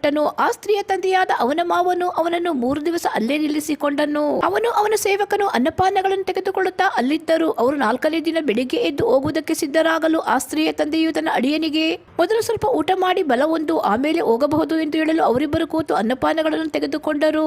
ಊಟವಾದ ಮೇಲೆ ಆ ಸ್ತ್ರೀಯ ತಂದೆಯು ತಿರುಗಿ ಅವನಿಗೆ, ದಯವಿಟ್ಟು ಇವತ್ತಿನ ರಾತ್ರಿ ಇಲ್ಲೇ ಇದ್ದು ಸಂತೋಷ ಪಡು ಎಂದು ಹೇಳಿದರು. ಅವನು ಹೊರಡುವುದಕ್ಕಿದ್ದನು. ಆದರೆ ಅವನ ಮಾವನು ಬಹಳ ಬಲಾತ್ಕಾರ ಮಾಡಿದ್ದರಿಂದ ಆ ರಾತ್ರಿ ಅಲ್ಲಿ ಇಳುಕೊಂಡನು. ಅವರು 5ನೇ ದಿನ ಬೆಳಿಗ್ಗೆ ಎದ್ದು ಹೋಗುವುದಕ್ಕೆ ಸಿದ್ಧರಾಗಲು ಆ ಸ್ತ್ರೀಯ ತಂದೆಯು, ದಯವಿಟ್ಟು ಇಳಿವತ್ತಿನವರೆಗೆ ಇಲ್ಲೇ ಇದ್ದು ಬಲವೊಂದು ಎಂದು ಅವನನ್ನು ಬೇಡಿಕೊಳ್ಳಲು ತಿರುಗಿ ಊಟಕ್ಕೆ ನಿಂತನು. ಆನಂತರ ಅವನು ಅವನ ಉಪಪತ್ನಿಯು ಸೇವಕನು ಹೋಗುವುದಕ್ಕೆ ಸಿದ್ಧರಾಗಲು ಆ ಸ್ತ್ರೀಯ ತಂದೆಯು ತನ್ನ ಅಳಿಯನಿಗೆ, ಒತ್ತು ಹೋಯಿತು, ಸಂಜೆಯಾಯಿತು, ದಯವಿಟ್ಟು ಇವತ್ತಿನ ರಾತ್ರಿ ಇಲ್ಲೇ ಇರು. ನೋಡು, ಸಾಯಂಕಾಲವಾಯಿತು. ಈ ರಾತ್ರಿ ಇಲ್ಲಿದ್ದು ನಮ್ಮೊಡನೆ ಸಂತೋಷ ಪಡು. ನಾಳೆ ಬೆಳಿಗ್ಗೆ ಎದ್ದು ನಿನ್ನ ಮನೆಗೆ ಹೋಗಬಹುದು ಎಂದು ಬೇಡಿಕೊಂಡರು. ಆ ಮನುಷ್ಯನು ಒಪ್ಪದೆ ತನ್ನ 2 ಕತ್ತೆಗಳಿಗೆ ತಡಿ ಹಾಕಿಸಿ ಉಪಪತ್ನಿಯನ್ನು ಕರೆದುಕೊಂಡು ಹೊರಟನು. ಅವರು ಯೆಬೂಸ್ಯರ ಊರಾದ ಯೆರೂಸಲೇಮಿನ ಸಮೀಪಕ್ಕೆ ಬಂದಾಗ ಹೊತ್ತು ಮುಳುಗುವ ಕಾಲವಾದುದರಿಂದ ಸೇವಕನ ದಣಿಗೆ, ದಯವಿಟ್ಟು ಬಾ, ನಾವು ಯೆಬೂಸಿಯರ ಈ ಪಟ್ಟಣಕ್ಕೆ ಹೋಗಿ ಅಲ್ಲಿ ರಾತ್ರಿಯನ್ನು ಕಳೆಯೋಣ ಅಂದನು. ಆಗ ಆ ದಣಿಯು, ನಾವು ಇಸ್ರಾಯೇಲರಿಲ್ಲದ ಅನ್ಯರ ಪಟ್ಟಣದಲ್ಲಿ ಇಳಿಯಬಾರದು, ಗಿಬೆಯಕ್ಕೆ ಹೋಗೋಣ ಅಂದನು. ಅವನು ತಿರುಗಿ ತನ್ನ ಆಳಿಗೆ, ನಾವು ಬೇಗನೆ ಹೋಗಿ ಮುಂದಿರುವ ಗಿಬೆಯದಲ್ಲಾಗಲಿ ರಾಮಾದಲ್ಲಾಗಲಿ ಇಳುಕೊಳ್ಳೋಣ ಬಾ ಅಂದನು. ಹೀಗೆ ಅವರು ಮುಂದೆ ಹೋಗಿ ಬೆನ್ಯಾಮೀನರ ಗಿಬೆಯ ಊರಿನ ಸಮೀಪಕ್ಕೆ ಬಂದಾಗ ಸೂರ್ಯನು ಮುಳುಗಿದನು. ಆದುದರಿಂದ ಅವರು ಇಳುಕೊಳ್ಳುವುದಕ್ಕೋಸ್ಕರ ಗಿಬೆಯಕ್ಕೆ ಹೋಗಿ ಯಾರೂ ಮನೆಯಲ್ಲಿ ಸೇರಿಸಿಕೊಳ್ಳದುದರಿಂದ ಸಂತೆ ಬೀದಿಯಲ್ಲಿ ಕೂತುಕೊಂಡರು. ಅಷ್ಟರಲ್ಲಿ ಎಫ್ರಾಯಿಂ ಪರ್ವತ ಪ್ರದೇಶಕ್ಕೆ ಸೇರಿದವನು ಬೆನ್ಯಾಮೀನರ ಊರಾದ ಗಿಬೆಯದಲ್ಲಿ ವಾಸಿಸುವನು ಆಗಿದ್ದ ಒಬ್ಬನೊಬ್ಬ ಮುದುಕನು ಸಾಯಂಕಾಲವಾದುದರಿಂದ ಕೆಲಸವನ್ನು ಬಿಟ್ಟು ಹೊಲದಿಂದ ಮನೆಗೆ ಬರುತ್ತಿದ್ದನು. ಈ ಮುದುಕನು ಬೀದಿಯಲ್ಲಿ ಕೂತಿದ್ದ ಆಧಾರಿಗನನ್ನು ಕಂಡು, ಎಲ್ಲಿಂದ ಬಂದಿ, ಎಲ್ಲಿಗೆ ಹೋಗುತ್ತಿ ಎಂದು ಕೇಳಲು ಅವನು ಇವನಿಗೆ, ನಾವು ಯೆಹೂದದ ಬೆತ್ಲೆಹೇಮಿನಿಂದ ಎಫ್ರಾಯಿಂ ಪರ್ವತ ಪ್ರದೇಶದ ಒಂದು ಮೂಲೆಯಲ್ಲಿರುವ ನಮ್ಮ ವಾಸಸ್ಥಳಕ್ಕೆ ಹೋಗುತ್ತಿದ್ದೇವೆ. ನಾನು ಅಲ್ಲಿಂದ ಯೆಹೂದದ ಬೆತ್ಲೆಹೇಮಿಗೆ ಹೋಗಿದ್ದೆನು, ಈಗ ತಿರುಗಿ ಯೆಹೋವನ ಮಂದಿರಕ್ಕೆ ಹೋಗುತ್ತೇನೆ. ಇಲ್ಲಿ ಯಾರು ನಮ್ಮನ್ನು ತಮ್ಮ ಮನೆಗೆ ಕರೆಕೊಂಡು ಹೋಗಲಿಲ್ಲ. ನಮ್ಮ ಕತ್ತೆಗಳಿಗೆ ಹುಲ್ಲು ಕಾಳು ಇವೆ. ನನಗೂ ನಿನ್ನ ಸೇವಕಿಗೂ ನಿನ್ನ ಸೇವಕರ ಸಂಗಡ ಬಂದಿರುವ ಈ ಪ್ರಾಯಸ್ಥನಿಗೂ ಸಾಕಾಗುವಷ್ಟು ರೊಟ್ಟಿಯು ದ್ರಾಕ್ಷಾರಸವೂ ಇರುತ್ತವೆ. ನಮಗೆ ಹೆಚ್ಚು ಏನು ಬೇಕಾಗಿರುವುದಿಲ್ಲ ಎಂದು ಹೇಳಿದ್ದನು. ಆಗ ಆ ಮುದುಕನು, ನಿನಗೆ ಶುಭವಾಗಲಿ, ನಿನಗೆ ಏನಾದರೂ ಕಡಿಮೆಯಾದರೆ ಅದನ್ನು ನೋಡಿಕೊಳ್ಳುತ್ತೇನೆ. ಈ ಬೀದಿಯಲ್ಲಿ ರಾತ್ರಿ ಕಳೆಯಬೇಡ, ನನ್ನ ಮನೆಗೆ ಬಾ ಎಂದು ಹೇಳಿ ಅವನನ್ನು ಕರೆಕೊಂಡು ಹೋಗಿ ಅವನ ಕತ್ತೆಗಳಿಗೆ ಮೇವು ಕೊಟ್ಟನು. ಅವರು ತಮ್ಮ ಕೈಕಾಲುಗಳನ್ನು ತೊಳೆದುಕೊಂಡು ಅಲ್ಲಿ ಅನ್ನಪಾನಗಳನ್ನು ತೆಗೆದುಕೊಂಡರು. ಅವರು ಭೋಜನದಿಂದ ತೃಪ್ತಿ ಪಡುವಷ್ಟರಲ್ಲಿ ಆ ಊರಲ್ಲಿದ್ದ ನೀಚ ಜನರು ಬಂದು ಆ ಮನೆಯನ್ನು ಸುತ್ತಿಕೊಂಡು ಕದಗಳನ್ನು ಬಡಿದು ಮನೆಯ ಯಜಮಾನನಾದ ಮುದುಕನಿಗೆ, ನಿನ್ನ ಮನೆಗೆ ಬಂದಿರುವಂತಹ ಮನುಷ್ಯನನ್ನು ಹೊರಗೆ ತೆಗೆದುಕೊಂಡು ಬಾ, ಅವನೊಡನೆ ನಮಗೆ ಸಂಗಮವಾಗಬೇಕು ಎಂದು ಕೂಗಿದರು. ಆಗ ಆ ಮುದುಕನು ಹೊರಗೆ ಹೋಗಿ ಅವರಿಗೆ, ಸಹೋದರರೇ, ಇಂಥ ದುಷ್ಟತ್ವವನ್ನು ನಡೆಸಬೇಡಿರಿ. ಅವನು ಆಶ್ರಯಕ್ಕಾಗಿ ನನ್ನ ಮನೆಗೆ ಬಂದಿದ್ದಾನೆ. ನೀವು ಇಂಥ ಉಚಿತನವನ್ನು ಮಾಡಬೇಡಿರಿ. ಇನ್ನೂ ಮದುವೆಯಾಗದಂತ ನನ್ನ ಮಗಳನ್ನು ಅವನ ಉಪಪತ್ನಿಯನ್ನು ಹೊರಗೆ ತರುತ್ತೇನೆ. ಅವರನ್ನು ಭಂಗಪಡಿಸಿರಿ. ನಿಮ್ಮ ಮನಸ್ಸಿಗೆ ಬಂದ ಹಾಗೆ ಅವರಿಗೆ ಮಾಡಿರಿ. ಈ ಮನುಷ್ಯನಿಗೆ ಮಾತ್ರ ಅಂತ ದುಷ್ಟತ್ವವನ್ನು ಮಾಡಬೇಡಿರಿ ಅಂದನು. ಆದರೆ ಅವರು ಆ ಮುದುಕನಿಗೆ ಕಿವಿಗೊಡಲಲ್ಲದೆ ಹೋದುದರಿಂದ ಆ ಮನುಷ್ಯನು ತನ್ನ ಉಪಪತ್ನಿಯನ್ನು ಹೊರಗೆ ಅವರ ಮಧ್ಯಕ್ಕೆ ಕಳುಹಿಸಿ ಬಿಟ್ಟನು. ಅವರು ಆಕೆಯನ್ನು ಕೆಡಿಸಿ ರಾತ್ರಿಯಲ್ಲೆಲ್ಲ ಬಹುಕ್ರೂರತನದಿಂದ ನಡೆಸಿ ಕೋಡಿ ಕೂಗು ಹೊತ್ತಾಗಲು ಬಿಟ್ಟು ಹೋದರು. ಆ ಸ್ತ್ರೀಯು ಸೂರ್ಯೋದಯಕ್ಕೆ ಮುಂಚೆಯೇ ಬಂದು ತನ್ನ ಯಜಮಾನನು ಇಳುಕೊಂಡಿದ್ದ ಮನೆಯ ಬಾಗಿಲಲ್ಲಿ ಬಿದ್ದವಳು. ಬೆಳಗಾದರೂ ಏಳಲೇ ಇಲ್ಲ. ಆಕೆಯ ಪತಿಯು ಬೆಳಿಗ್ಗೆ ಎದ್ದು ಹೊರಡುವುದಕ್ಕೆ ಸಿದ್ಧನಾಗಿ ಬಾಗಿಲನ್ನು ತೆರೆಯಲು ತನ್ನ ಉಪಪತ್ನಿಯು ಬಾಗಿಲ ಮುಂದೆ ಬಿದ್ದಿರುವುದನ್ನು, ಆಕೆಯ ಕೈಗಳು ಹೊಸ್ತಲಿನ ಮೇಲಿರುವುದನ್ನು ಕಂಡನು. ಅವನು, ಏಳು ಹೋಗೋಣ ಎಂದು ಆಕೆಯನ್ನು ಕರೆಯಲು ಪ್ರತ್ಯುತ್ತರವೇ ಇಲ್ಲ. ಆಗ ಅವನು ಆಕೆಯ ಶವವನ್ನು ಕತ್ತೆ ಮೇಲೆ ಹಾಕಿಕೊಂಡು ಸ್ವಸ್ಥಳಕ್ಕೆ ಹೋದನು. ಅವನು ಮನೆ ಸೇರಿದ ಮೇಲೆ ಒಂದು ಕತ್ತಿಯನ್ನು ತೆಗೆದುಕೊಂಡು ತನ್ನ ಉಪಪತ್ನಿಯ ಶವವನ್ನು ಎಲುಬುಗಳ ಸಹಿತವಾಗಿ 12 ತುಂಡು ಮಾಡಿ ಅವುಗಳನ್ನು ಇಸ್ರಾಯೇಲರ ಎಲ್ಲಾ ಪ್ರಾಂತ್ಯಗಳಿಗೆ ಕಳುಹಿಸಿದನು. ಅವುಗಳನ್ನು ಕಂಡವರೆಲ್ಲರೂ, ಇಸ್ರಾಯೇಲರು ಐಗುಪ್ತವನ್ನು ಬಿಟ್ಟು ಬಂದ ದಿವಸ ಮೊದಲುಗೊಂಡು ಈ ದಿವಸದವರೆಗೆ ಇಂಥ ಕೃತ್ಯವು ನಡೆಯಲೂ ಇಲ್ಲ, ನಾವು ಅದನ್ನು ನೋಡಿಯೂ ಇಲ್ಲ, ಈ ಸಂಗತಿಯನ್ನು ಮನಸ್ಸಿಗೆ ತಂದು ವಿಚಾರಿಸತಕ್ಕದ್ದು ಅಂದುಕೊಂಡರು. ನ್ಯಾಯಸ್ಥಾಪಕರು 20ನೇ ಅಧ್ಯಾಯ. ದಾನ್ ಪಟ್ಟಣದಿಂದ ಬೆರ್ಷೆಬದವರೆಗಿರುವ ಪ್ರಾಂತ್ಯಗಳಲ್ಲಿಯೂ ಗೀಲ್ಯಾದಿನಲ್ಲಿಯೂ ಇರುವ ಇಸ್ರಾಯೇಲರೆಲ್ಲರೂ ಏಕಮನಸ್ಸಿನಿಂದ ಹೊರಟು ಮಿಚ್ಪೆಗೆ ಬಂದು ಯೆಹೋವನ ಸನ್ನಿಧಿಯಲ್ಲಿ ಸಭೆ ನೆರೆದರು. ಆ ದೇವ ಪ್ರಜಾಸಭೆಯಲ್ಲಿ ಎಲ್ಲಾ ಕುಲಾಧಿಪತಿಗಳು, ಯುದ್ಧ ಸನ್ನದ್ಧರಾದ 4,00,000 ಕಾಲಾಳುಗಳು ಇದ್ದರು. ಇಸ್ರಾಯೇಲರು ಕೂಡಿಕೊಂಡು ಮಿಚ್ಪೆಗೆ ಬಂದಿದ್ದಾರೆಂಬ ವರ್ತಮಾನವು ಬೆನ್ಯಾಮೀನರಿಗೆ ಮುಟ್ಟಿತು. ಇಸ್ರಾಯೇಲರು, ಈ ದುಷ್ಟತನವು ಹೇಗೆ ನಡೆಯಿತೆಂದು ತಿಳಿಸಿರಿ ಎಂದು ಕೇಳಲು, ಹತನಾದ ಸ್ತ್ರೀಯ ಗಂಡನಾದ ಆ ಲೇವಿಯನು, ನಾನು ನನ್ನ ಉಪಪತ್ನಿಯ ಸಹಿತವಾಗಿ ಬೆನ್ಯಾಮೀನರ ಊರಾದ ಗಿಬೆಯದಲ್ಲಿ ಒಂದು ರಾತ್ರಿ ಇಳುಕೊಂಡೆನು. ಆ ಊರಿನ ಜನರು ಅದೇ ರಾತ್ರಿ ನಾನು ಕೊಂಡಿದ್ದ ಮನೆಯನ್ನು ಸುತ್ತಿಕೊಂಡು ನನ್ನನ್ನು ಕೊಲ್ಲಬೇಕೆಂದಿದ್ದರು ಮತ್ತು ನನ್ನ ಉಪಪತ್ನಿಯನ್ನು ಬಹಳವಾಗಿ ಭಂಗಪಡಿಸಿದರು. ಆಕೆಯು ಸತ್ತಳು. ಅವರು ಇಸ್ರಾಯೇಲರಲ್ಲಿ ನಡೆಸಿದ ಇಂಥ ಕೆಟ್ಟ ಹುಚ್ಚು ಕೆಲಸವು ಎಲ್ಲರಿಗೂ ಗೊತ್ತಾಗಲೆಂದು ನಾನು ಆಕೆಯ ಶವವನ್ನು ತುಂಡು ಮಾಡಿ ಇಸ್ರಾಯೇಲರ ಎಲ್ಲ ಪ್ರಾಂತ್ಯಗಳಿಗೆ ಕಳುಹಿಸಿದೆನು. ಇಲ್ಲಿ ಕೂಡಿದ ಎಲ್ಲಾ ಇಸ್ರಾಯೇಲರೇ, ಈಗ ನಿಮ್ಮ ಆಲೋಚನಾಭಿಪ್ರಾಯಗಳನ್ನು ಹೇಳಿರಿ ಅಂತನು. ಇದನ್ನು ಕೇಳಿ ಜನರು ಏಕಮನಸ್ಸಿನಿಂದ, ನಮ್ಮಲ್ಲಿ ಯಾವನು ತನ್ನ ಗುಡಾರಕ್ಕೆ ಹೋಗಬಾರದು, ತನ್ನ ಮನೆಗೆ ತಿರುಗಕೂಡದು, ನಾವು ಚೀಟು ಹಾಕೋಣ, ಅದು ಬಿದ್ದ ಪ್ರಕಾರವೇ ಗಿಬೆಯರವರಿಗೆ ವಿರೋಧವಾಗಿ ಯುದ್ಧಕ್ಕೆ ಹೋಗೋಣ. ಇಸ್ರಾಯೇಲರ ಕುಲಗಳಲ್ಲಿ 100ಕ್ಕೆ 10, 1000ಕ್ಕೆ 100, 10,000ಕ್ಕೆ 1000 ಈ ಪ್ರಕಾರ ಜನರನ್ನು ಆರಿಸಿಕೊಂಡು ಅವರನ್ನು ಆಹಾರ ತರುವುದಕ್ಕಾಗಿ ಕಳುಹಿಸೋಣ. ಅವರು ಬಂದ ಮೇಲೆ ಬೆನ್ಯಾಮೀನರಾದ ಗಿಬೆಯದವರು ಇಸ್ರಾಯೇಲ್ ನಡೆಸಿದ ದುಷ್ಕರ್ಮಕ್ಕಾಗಿ ಅವರಿಗೆ ದಂಡನೆ ಮಾಡೋಣ ಎಂದುಕೊಂಡರು. ಹೀಗೆ ಅವರೆಲ್ಲರೂ ಏಕಮನಸ್ಸಿನಿಂದ ಆ ಪಟ್ಟಣಕ್ಕೆ ವಿರೋಧವಾಗಿ ಕೂಡಿಕೊಂಡರು. ಅವರು ಬೆನ್ಯಾಮೀನರ ಸಮಸ್ತ ಕುಲಸ್ಥರ ಬಳಿಗೆ ದೂತರನ್ನು ಕಳುಹಿಸಿ ಅವರಿಗೆ, ನಿಮ್ಮಲ್ಲಿ ನಡೆದ ಈ ದುಷ್ಕರ್ಮ ಎಂತದ್ದು? ಈಗ ಗಿಬೆಯ ಊರಲ್ಲಿರುವ ಆ ನೀಚರನ್ನು ನಮಗೆ ಒಪ್ಪಿಸಿರಿ. ನಾವು ಅವರನ್ನು ಕೊಂದು ಇಸ್ರಾಯೇಲರ ಮಧ್ಯದಿಂದ ಇಂಥ ದುಷ್ಟತ್ವವನ್ನು ತೆಗೆದು ಹಾಕುತ್ತೇವೆ ಎಂದು ಹೇಳಿಸಿದರು. ಆದರೆ ಬೆನ್ಯಾಮೀನರು ತಮ್ಮ ಬಂಧುಗಳ ಮಾತಿಗೆ ಕಿವಿಗೊಡದೆ ತಮ್ಮ ಎಲ್ಲಾ ಊರುಗಳಿಂದ ಗಿಬೆಯಕ್ಕೆ ಬಂದು ಇಸ್ರಾಯೇಲರ ಸಂಗಡ ಯುದ್ಧಕ್ಕೆ ನಿಂತರು. ಆ ದಿವಸದಲ್ಲಿ ಆಯಾ ಊರುಗಳಿಂದ ಯುದ್ಧ ಸನ್ನದ್ಧರಾಗಿ ಕೂಡಿ ಬಂದ ಬೆನ್ಯಾಮೀನರ ಸಂಖ್ಯೆಯು 26,000ವಾಗಿತ್ತು. ಇವರಲ್ಲದೆ ಗಿಬೆಯದಲ್ಲಿಯೇ 700 ಮಂದಿ ಯುದ್ಧವೀರರಿದ್ದರು. ಈ ಎಲ್ಲಾ ಜನರಲ್ಲಿ 700 ಮಂದಿ ಎಡಚರಾದ ಯುದ್ಧವೀರರಿದ್ದರು. ಅವರಲ್ಲಿ ಪ್ರತಿಯೊಬ್ಬನು ಕೂದಲೆಳೆಯಷ್ಟು ಗುರಿ ತಪ್ಪದ ಹಾಗೆ ಕವಣೆಯನ್ನು ಹೊಡೆಯುವುದರಲ್ಲಿ ನಿಪುಣನು. ಬೆನ್ಯಾಮೀನರಲ್ಲದ ಇಸ್ರಾಯೇಲರಲ್ಲಿ 4,00,000 ಭಟರಿದ್ದರು. ಇವರೆಲ್ಲರೂ ವೀರರೇ. ಇಸ್ರಾಯೇಲರು ಬೆತೇಲಿಗೆ ಹೋಗಿ ಬೆನ್ಯಾಮೀನರ ಮೇಲೆ ಯುದ್ಧಕ್ಕೆ ನಮ್ಮಲ್ಲಿ ಮೊದಲು ಯಾರು ಹೋಗಬೇಕು ಎಂದು ದೇವರಾದ ಯೆಹೋವನನ್ನು ಕೇಳಲು ಆತನು ಮೊದಲು ಯೆಹೂದ ಕುಲದವರು ಹೋಗಲಿ ಎಂದು ಹೇಳಿದ್ದನು. ಇಸ್ರಾಯೇಲರು ಬೆಳಿಗ್ಗೆ ಹೊರಟು ಗಿಬೆಯದ ಎದುರಿನಲ್ಲಿ ಪಾಳೆಯ ಮಾಡಿಕೊಂಡು ಬೆನ್ಯಾಮೀನರೊಡನೆ ಯುದ್ಧ ಮಾಡುವುದಕ್ಕೋಸ್ಕರ ಸಿದ್ಧರಾಗಿ ಗಿಬೆಯದ ಎದುರಿನಲ್ಲಿ ವ್ಯೂಹ ಕಟ್ಟಿ ನಿಂತರು. ಆ ದಿನದಲ್ಲಿ ಬೆನ್ಯಾಮೀನರು ಗಿಬೆಯದಿಂದ ಹೊರಗೆ ಬಂದು ಇಸ್ರಾಯೇಲರಲ್ಲಿ 22,000 ಜನರನ್ನು ನೆಲಕ್ಕುರುಳಿಸಿದರು. ಇಸ್ರಾಯೇಲರು ತಿರುಗಿ ಧೈರ್ಯ ತಂದುಕೊಂಡು ಮೊದಲನೇ ದಿನದಲ್ಲಿ ವ್ಯೂಹ ಕಟ್ಟಿದ ಸ್ಥಳದಲ್ಲಿ ತಿರುಗಿ ವ್ಯೂಹ ಕಟ್ಟಿ ಯುದ್ಧಕ್ಕೆ ನಿಂತರು. ಇಸ್ರಾಯೇಲರು ಹೋಗಿ ಯೆಹೋವನ ಮುಂದೆ ಅಳುತ್ತಾ, ನಾವು ತಿರುಗಿ ನಮ್ಮ ಬಂಧುಗಳಾದ ಬೆನ್ಯಾಮೀನರೊಡನೆ ಯುದ್ಧ ಮಾಡಬೇಕು ಎಂದು ಕೇಳಲು ಆತನು ಹೋಗಿ ಯುದ್ಧ ಮಾಡಿರಿ ಅಂದನು. ಆದುದರಿಂದ ಅವರು 2ನೇ ದಿನದಲ್ಲಿಯೂ ಯುದ್ಧಕ್ಕೆ ಸಿದ್ಧರಾಗಿ ಬೆನ್ಯಾಮೀನರ ಸಮೀಪಕ್ಕೆ ಬಂದರು. ಬೆನ್ಯಾಮೀನರು 2ನೇ ದಿನದಲ್ಲಿಯೂ ಗಿಬೆಯದಿಂದ ಹೊರಗೆ ಬಂದು ಇಸ್ರಾಯೇಲರಲ್ಲಿ 18,000 ಮಂದಿ ಯುದ್ಧ ವೀರರನ್ನು ನೆಲಕ್ಕೆ ಬೀಳಿಸಿದರು. ಆಗ ಎಲ್ಲಾ ಜನರು ಬೆತೇಲಿಗೆ ಹೋಗಿ ಅಲ್ಲಿ ಯೆಹೋವನ ಮುಂದೆ ಅಳುತ್ತಾ ಬಿದ್ದು ಸಾಯಂಕಾಲದವರೆಗೂ ಉಪವಾಸ ಮಾಡಿದರು. ಇದಲ್ಲದೆ ಅವರು ಆತನಿಗೆ ಸರ್ವಾಂಗ ಹೋಮಗಳನ್ನು ಸಮಾಧಾನ ಯಜ್ಞಗಳನ್ನು ಸಮರ್ಪಿಸಿದರು. ಆ ಕಾಲದಲ್ಲಿ ಯೆಹೋವನ ಒಡಂಬಡಿಕೆಯ ಮಂಜೂಷವು ಆ ಊರೊಳಗಿತ್ತು.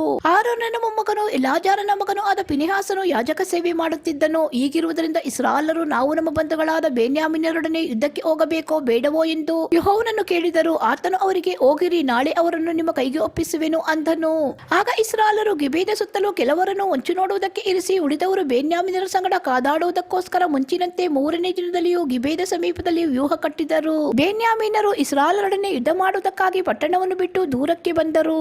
ಅವರು ಮುಂಚಿನಂತೆ ಜನರನ್ನು ವಧಿಸುವುದಕ್ಕೆ ಪ್ರಾರಂಭಿಸಿ ಬೆತೇಲಿಗೂ ಬಯಲಿನಲ್ಲಿರುವ ಗಿಬೆಯಕ್ಕೂ ಹೋಗುವ ರಾಜಮಾರ್ಗಗಳಲ್ಲಿ ಸುಮಾರು 30 ಮಂದಿಯನ್ನು ಹತ ಮಾಡಿದ್ದರು. ಬೆನ್ಯಾಮೀನರು ಅವರು ಮುಂಚಿನಂತೆ ಈಗಲೂ ಸೋತು ಹೋಗುತ್ತಾರೆಂದು ನೆನೆಸಿದರು. ಇಸ್ರಾಯೇಲರಾದರೋ ಅವರು ತಮ್ಮ ಪಟ್ಟಣಕ್ಕೆ ದೂರವಾಗುವಂತೆ ನಾವು ಸ್ವಲ್ಪ ದೂರ ಓಡಿ ಹೋಗೋಣ ಎಂದು ಮಾತಾಡಿಕೊಂಡು ತಾವು ಮೊದಲು ನಿಂತ ಸ್ಥಳದಿಂದ ಓಡತೊಡಗಿದರು.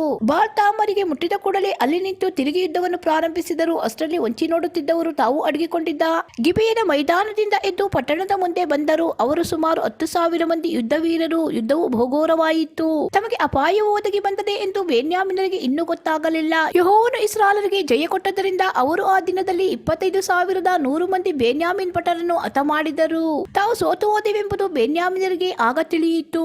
ಇಸ್ರಾಯೇಲರು ತಾವು ಗಿಬೆಯದ ಸಮೀಪದಲ್ಲಿ ಹೊಂಚಿ ನೋಡುವುದಕ್ಕೋಸ್ಕರ ಇಟ್ಟ ಜನರಲ್ಲಿ ಭರವಸೆಯುಳ್ಳವರಾಗಿದ್ದರಿಂದ ತಮ್ಮ ಸ್ಥಳವನ್ನು ಬಿಟ್ಟು ಬೆನ್ಯಾಮೀನರ ಮುಂದೆ ಓಡಿ ಹೋದರು. ಅಷ್ಟರಲ್ಲಿ ಅಡಗಿಕೊಂಡಿದ್ದವರು ಎದ್ದು ಗಿಬೆಯಕ್ಕೆ ಶೀಘ್ರವಾಗಿ ಹೋಗಿ ಅದರೊಳಗಿದ್ದವರೆಲ್ಲರನ್ನು ಕತ್ತಿಯಿಂದ ಸಂಹರಿಸಿದರು. ಅಡಗಿದ್ದವರು ಊರಿಗೆ ಬೆಂಕಿ ಹೊತ್ತಿಸಿ ಹೊಗೆ ಹೇರಿ ಹೋಗುವಂತೆ ಮಾಡಿದ ಮೇಲೆ ಓಡಿ ಹೋಗುತ್ತಿದ್ದವರು ತಿರುಗಿಕೊಂಡು ಯುದ್ಧಕ್ಕೆ ನಿಲ್ಲಬೇಕೆಂದು ಹೊಂಚಿ ನೋಡುವವರು ಉಳಿದ ಇಸ್ರಾಯೇಲರು ತಮ್ಮ ತಮ್ಮೊಳಗೆ ಗೊತ್ತು ಮಾಡಿದ್ದರು. ಬೆನ್ಯಾಮೀನರಾದರೋ ಇಸ್ರಾಯೇಲರು ಮುಂಚಿನಂತೆ ನಮ್ಮ ಮುಂದೆ ಸೋತು ಹೋದರೆಂದು ನೆನೆಸಿ ಅವರನ್ನು ಹತ್ತಿಸ ಪ್ರಾರಂಭಿಸಿ ಸುಮಾರು 30 ಮಂದಿಯನ್ನು ಕೊಂದು ಹಾಕಿದರು. ಆದರೆ ಪಟ್ಟಣದಿಂದ ಹೊಗೆ ಇದ್ದು ಸ್ತಂಭದೋಪಾದಿಯಲ್ಲಿ ಕಾಣಿಸಲು ಇಸ್ರಾಯೇಲರು ತಿರುಗಿ ನಿಂತರು. ಬೆನ್ಯಾಮೀನರು ಹಿಂತಿರುಗಿ ನೋಡಿ ತಮ್ಮ ಪಟ್ಟಣವು ಅಗ್ನಿಗೆ ಆಹುತಿಯಾದುದನ್ನು ಕಂಡು ತಮಗೆ ಅಪಾಯ ಪ್ರಾಪ್ತವಾಯಿತೆಂದು ಕಳವಳಗೊಂಡರು.